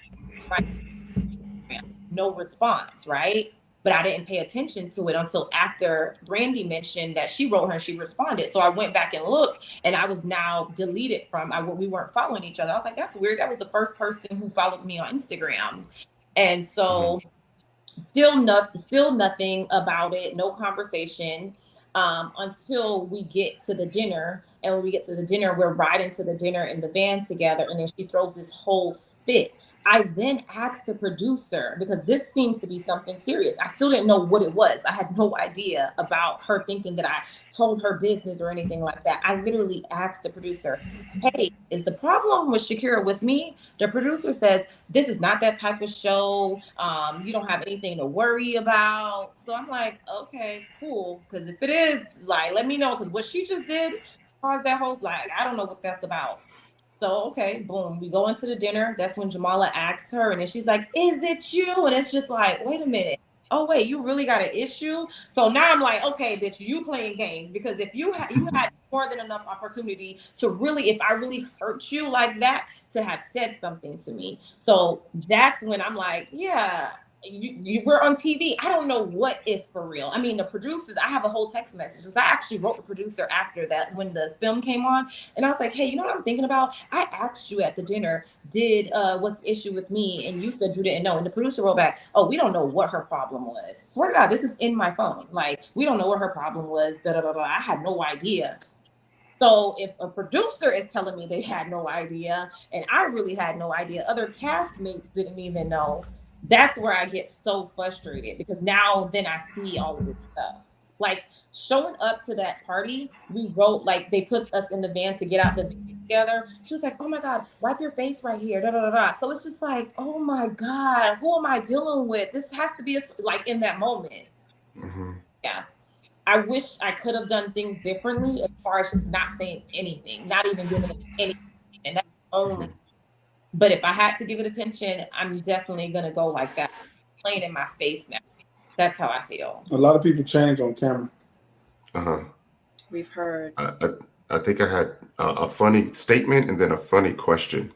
One is we did find, I teach how to do open source research online. So we did find the pictures of Swasey in the dreads, with the dreads. I saw it when you were playing hurricanes. Yeah, sent it to me. I saw it. And then my last funny question: when was the last time both of y'all was in a fight, like in a real physical fight? Like a real physical fight? Yes. I actually just had a fight. I had a fight. Like my physical fight was like last year. And I did not want to fight. Like I am a fighter. That's how I was growing up. My cousins used to always come get me. I was the little cousin all the time. And my oldest cousins used to always come get me. Hey, boo, go beat him up. He always see cutting out. He's crap, or he said this to me. He used to make me go fight all the time. So I used to always fight. Now, I don't try to look for, I'm not trying to fight anybody. You know what I mean? I'm humble. I try to stay out of the way. I don't want to fight nobody. You know, I don't want to hurt nobody. I'm not trying to do that. I don't want nobody hurting me. Vice versa. I don't think I'm no bigger than nobody else. I don't think, you know what I mean? I can beat everybody. But this happened in last year in Wynwood. I was driving down the street and these dudes was dancing in their car, acting all wild. And I was like, dang, man, I'm trying to get by, you know. So I just tap the horn, burnt, like soft, not no aggressive, nothing burnt. And so I drive around and I just see the dude like this out the window, and I'm like, oh my God. I run down like, what you said? And the dude like, I beat your ass like that. And I go, man, I just got upset. Immediately got out the car. I got in the car, walk around, and he walks around, and this dude really, and I came out the car, and this dude literally just swung at me. He literally tried to knock me out. And he swung. Boom, I jumped back and I punched him and he fell. And then I go like running around. I mean, I go like turn around. His other homeboy jumps out the car, and my homeboy get out and just hold him back. And the other homeboy tried to punch me, and I ducked and grabbed him and threw him to the car. And I'm like, I'm literally up here having a fight with these dudes. And then we ended up fighting, and the dude recorded it too. The dude at the restaurant, and it was funny because the dude like, hey man, all right, y'all stop. And then they just sitting there holding their eye, and I'm like, hey, listen, I did not want to fight none of you guys, man. I just tried to protect the car. That's it. I don't want no problems. And I just drove right off. I'm like, this is weird. I got killed. Something could have happened. I'm like, man, why did I even stop? I should have just backed up. And I started trying to do everything how I could have avoided that situation. Kadian. I was in a strip club in Atlanta. I was at Magic City actually, and this girl was drunk and belligerent, and you told me that story. Yeah, so that happened. And before that, it was someone who worked for me. So yeah. Wow. Okay. That was 2020. Okay. Yeah. All right, we about to wrap it up. You got one more question, or you okay? No, I'm good. I just want to say, I'm happy for y'all. Yeah. You know what I mean? Like in the end, we all want to see success. We want to see Black love. We want to see growth. You know what I mean? Y'all are doing the damn thing. Seems y'all are highly, highly vulnerable for each other right now. You secure each other. I have nothing but positive things to say, and I'm anxious, to see how not anxious, but I'm excited to see how it ends. I mean, not how it ends, how it goes. But I would love to be there in the future when y'all tell y'all kids how y'all met, because I know the stories is gonna be lit. I met your mama on a show. That's weird. Right. My Daddy, you lame. Yeah. Right. So this is the very last question. If anyone wanted to go on Ready to Love, what advice would you give them? I would definitely say have a mentor that's been in it, because I think that's what kind of I didn't listen. You know what I mean? And I'm not a rebel like that. Like they said, oh, don't write nobody, don't tell anybody, don't this and that. And I didn't. And I was literally going off of so many different things. Like I was going from my friends' perspective of doing Put a Ring on It. They were only filming 3 days out the week. So I'm like, okay, cool. Like I could go back to Tallahassee in the middle. Bro, I was stuck down there for 6 weeks. No work. Nothing, you know what I mean? So definitely having that thing, if I would have known that it's it didn't dawn on me, and I gave the network so much grace, because it was always, this is Oprah Winfrey Network. Even on our reunion, the producers lied because they knew they gave us a BS 10 o'clock that night. They actually told us our call time was 10 o'clock that Saturday. The Friday they were for the reunion. So people are like, how the hell? We all have makeup appointments. We have told y'all from before, when you guys weren't giving us the call time, that we got makeup appointments at 10 o'clock in the morning. How do you guys, I didn't even get my makeup done for the reunion. I did it myself in the car driving there, because that type of stuff is what we dealt with, and still trying to be respectable. But by that time I was burnt out. But I tell people this analogy all the time. It's like if Barack Obama, Oprah say, hey, we want you to do a podcast, you're going to be so excited. You're just thinking the integrity of everything, that you're going to be like, okay, you might read the contract yourself, but you're still knowing that they're going to stand behind it. Tyler Perry, that type of stuff. Now, if your favorite rapper is telling you that he wants you to do something, you may even hire a lawyer to read a little bit better. You know what I mean? And that's how it was. It was like I gave it this thing. If I was on Love and Hip Hop and they played me to be how they played me to be on this show, I would have been like, oh God, I should have did that even more. Oh yeah, I should have punched that bitch in her face for real. I would have gave them that. You get what I'm saying? Mm-hmm.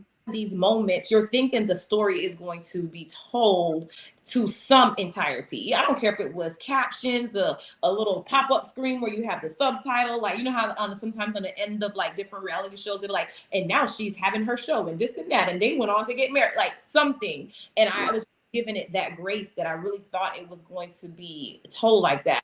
But then I start remembering certain things. Like I start remember producers saying like, oh yeah, y'all season is going to be the best. Maybe remember when they did the edits, they're like, y'all season gonna be the best, da da da da. And then I realized it's still a job for them, because at first I was angry with producers. I'm like, what the fuck? These people was really playing in my face. And then I had to really tell myself, like, you know what? They still had a job to do. They were just doing their job, not a reflection of them as a person. This is their job. Because like even that scene, I was so upset that happened, because I'm like, I don't even say red flag. You guys go in there and I'm like gushing over Swasey to my friend. Swasey and my friend had just left because they didn't get a hotel room for her. So he went, and because of his discount, he went and actually got the hotel. So we all left to go to that scene together. When we get there, of course, we're holding him outside and all that stuff. And they're like, yeah, this is going to be, we need to get down to the nitty gritty. These two have such a good connection. We want to see if it's real. So I'm like, oh yeah, this is good. We're going to see if this is real. And they're like, yeah, we need you to ask them the tough questions, you know? So of course they sit us down. They're like, yeah, okay, tell her about you. You have to act like we haven't seen each other. Like, hey, I haven't seen you. So I'm doing this show. You've been like, all of that type of stuff. You know what I mean? I'm thinking I'm just doing what I'm should be doing, right? And I'm there talking about him to her, and they stop. And it was like, no, okay, this isn't this type of show. This scene, we need a red flag. What is a red flag? So I was like, you know, I don't know. I guess my red flag, that wasn't even my first red flag. I said, yeah, I guess my red flag would be like, maybe, you know, I can't remember what I said because it was just some bullshit, right? It was nothing serious. It still wasn't anything for them. She stopped and she said, no, we need a red flag, because Samson was on a date too. And I said that Samson red flag was that he had been older and never married and whatever. And she's like, no, we still need one about Swasey. So imagine you're on there and you're still thinking, okay, maybe I really just didn't know. And so if someone wants to do this, I definitely think that they should have someone to guide them through that's been there. And I would say just simple, just don't give too much, man. You know, your character going to be judged. Don't give too much content. Don't say as much that you shouldn't be saying, you know, because you're going to be judged by this. Is your name going to be a part of this, your family? And I just say, like, what people used to say to me, and like, have an attentive ear, listen twice as much as you talk. You know what I mean? That's why you got 2 ears and 1 mouth. Just, you know what I mean? Listen. Don't do too much getting involved, because remember, they could use, chop, and screw everything.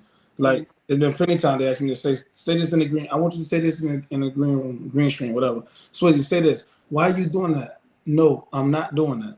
Every time. And it's just, I never was doing that. Every time I say I'm not doing it. And it is what it was.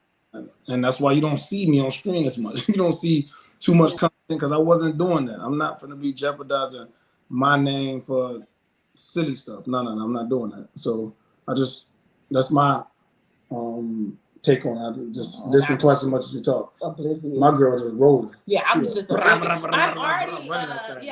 like a tell it like it is person. So, but that was the thing though. They had nothing, like when people were like, she got into her, everybody, no, they can't even play different green screens with any ladies. I never talk down to ladies. The argument that even caused the Charisse argument was me actually taking up for her. Like I was actually taking up for her. And so that's the unfortunate part about it. Sometimes I wish I just didn't say anything. It's just, I told her, it's just, sometimes she wasn't wrong. Sometimes, yes, she was wrong. It's just because she's so vocal.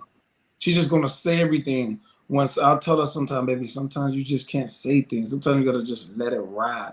You can't be vocal about everything. I'm like, that's not your business. So what if he said that? That's not, I know you know, but just let it ride. Like whatever. But she just so true to herself.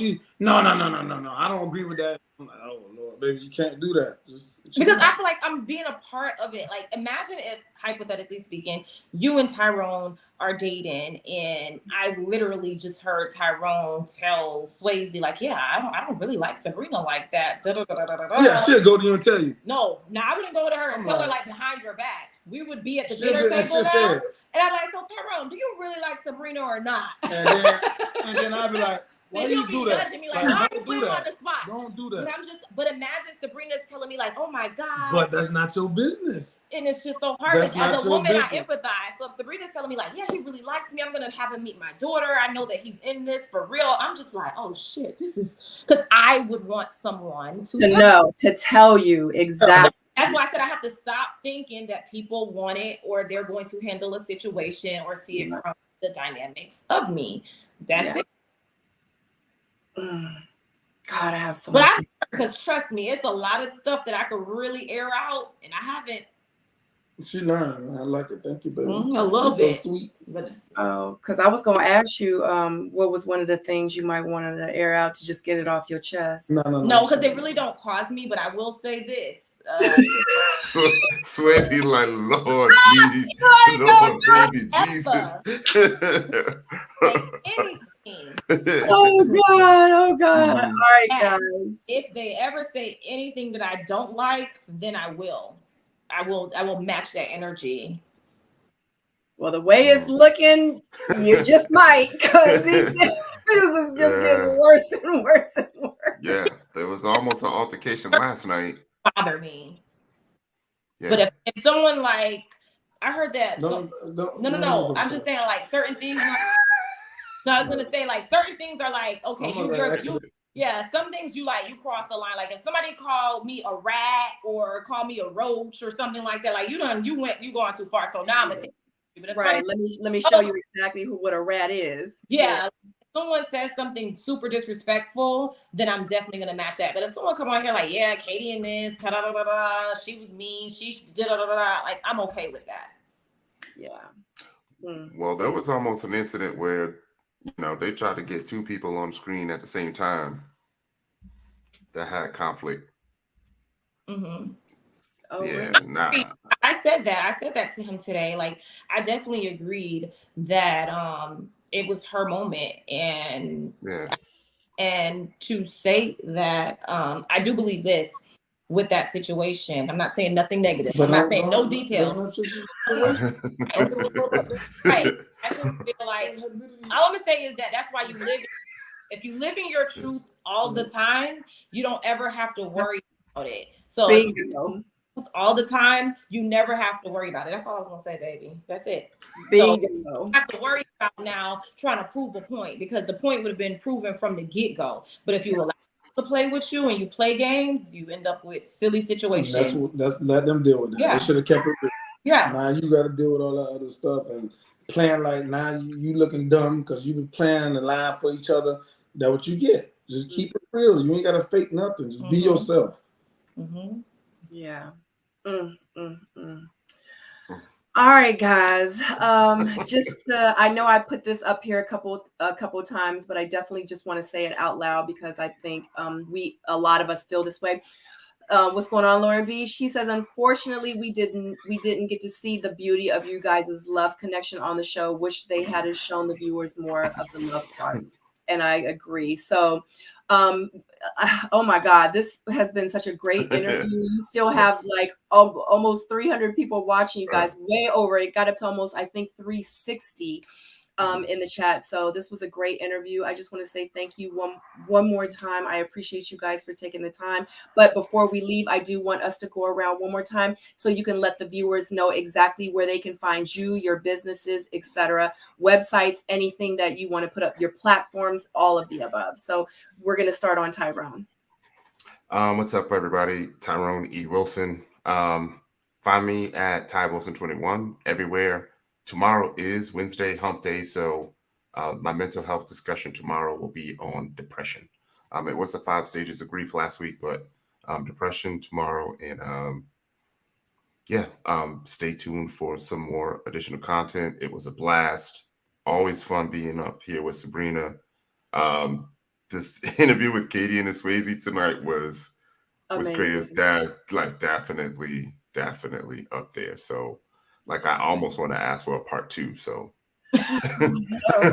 yeah, like, I feel like Kadian would be great, like, just to give some input on the panel and just the way that you don't hold back. Like, I think that would be great. Yeah. And that's all I got. Real quick, Tyrone, let them know where they can watch your the depression show, and let them know what time.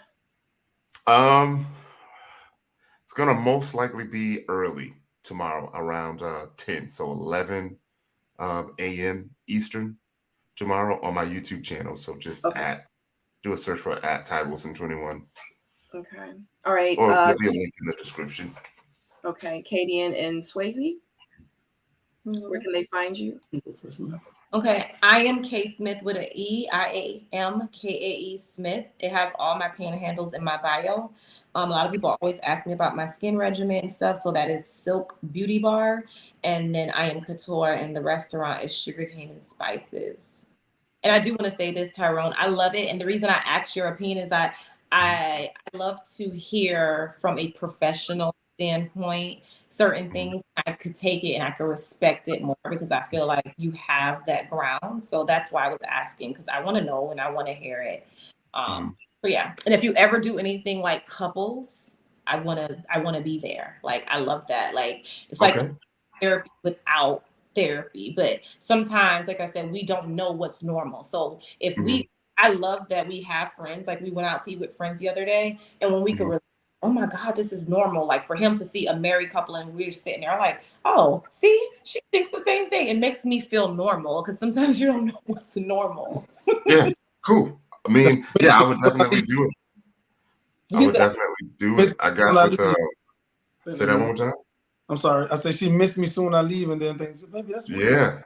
I would definitely do that. I know there was a plan to have the fellas talk about the mental health and the exposure, but I don't know who to I don't know who to put on the screen at the same time now, so I got to figure that out. Yeah, but definitely you should have them on, Ty. I think that would be really, really good, especially with their journey and just where they came about and the challenges and everything else and moving forward as well. So that would be amazing. Swasey, you want to let them know where they could find you on socials? Yeah, you can find me, like, my personal is at Swasey28.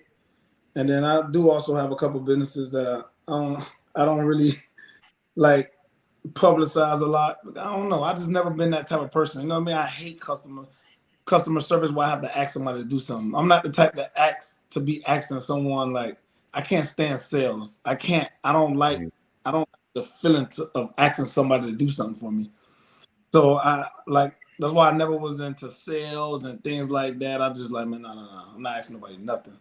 But I do have a CPR company where I teach advanced cardiac life support, pediatric advanced life support, and basic life support for lay persons to all medical professionals. Like, I teach that on the side. That's my own business, and that's at ER Search LLC on Instagram. And I do also have a t-shirt company I just started because of my baby right here. You know, she into that stuff, so I started that, and I got into that because I'm into fashion. I always like dressing up nice. I'm always like, you know what I mean, worried about my appearance and everything like that. And so I should, like, you know what I mean, start a t-shirt company, hats, and little small things like that. So I started that business, and that's on Instagram as well as Who is Swasey. Swasey, would you ever come on and talk about your experiences and things that you've seen as a firefighter and how those things affect you? Oh yeah. Oh, I would love to see that. Yeah. I've had my sister on. She was a 911 dispatcher for 20 years. So I would love to get a different perspective. Yeah, I talk about that all day, like all day. And I tell her certain things. I get mad at her sometimes because I'm on the phone and then she'll just hang up or the caller drop or whatever we won't talk. And I tell her, man, baby, you can't do that. Like, this will be my last time me talking to you. I'm for real. This ain't no. I'm working a real live dangerous job. You know what I mean? Whether it's a fire or, you know what I mean, I get caught in building collapse or somebody have a initiation where they kill a first responder. You know what I mean? It's stuff like that happens. And so I'll be trying to explain that to us sometimes. And It's different. You know what I mean? Like I'm not used to it. Like if the phone call drop and I'm cooking, I'll be like, okay, I'll just call him back. Like, you know what I mean? It's not in that moment where he is like, well, why didn't you just call me? Like the other day, my phone was messed up and in the restaurant, it's no service. So, but I didn't tell him that I was going down to a restaurant. So he has to FaceTime audio me. So when I didn't, he was giving me attitude. I'm like, what's wrong with you? I was like, hey, do I have a boyfriend still? He's like, no, because I was calling you. I was like, oh, I didn't get it. I was in a restaurant, you know? So for him, it's just like, it's just big on communication. With me, as far as just communicating, like I'm all fine not talking to you all day, but just let me know you good. Hey, baby, I'm gonna be busy all day. My phone broke, and I'm gonna be down in the restaurant. Okay, cool, baby, do your thing. Just let me know. You know what I mean? Just communicating. Just like with my job, everything is communication. That's the thing that sucks in the fire service: communication. Yeah. It's like we call it organized chaos. You know what I mean? We have a fire, thing like that. People running to us for help. We run in there. We still have to communicate. We have to let them know what we see, what we got, and everything else. Once that communication get out of whack, then people get hurt, people get killed.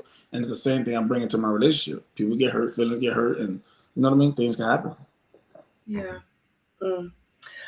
All right, guys, we are going to wrap it up. Thank you so much again. Shout out to everybody that watched the live. Shout out to you guys in the chat. You guys rock. You are so amazing. I love you so much, my soulmates. If you have not liked this video, please give it a thumbs up because I know you enjoyed it because you hanged in there the whole time, hung in there the whole time while we was on. And if you have not subscribed to my channel, I would so greatly appreciate it if you subscribe. Also subscribe to Tyrone's channel. You can find him on all platforms at TyWilson21, and make sure you follow Kadian Swasey because I feel like it's going to be an amazing love story that we can watch on social media that, you know, they'll give us a part of their lives to show that we can see. Anyway, other than that, I will see you guys tomorrow at 9 p.m. as we interview Mr. Samson. Anyway, love you guys.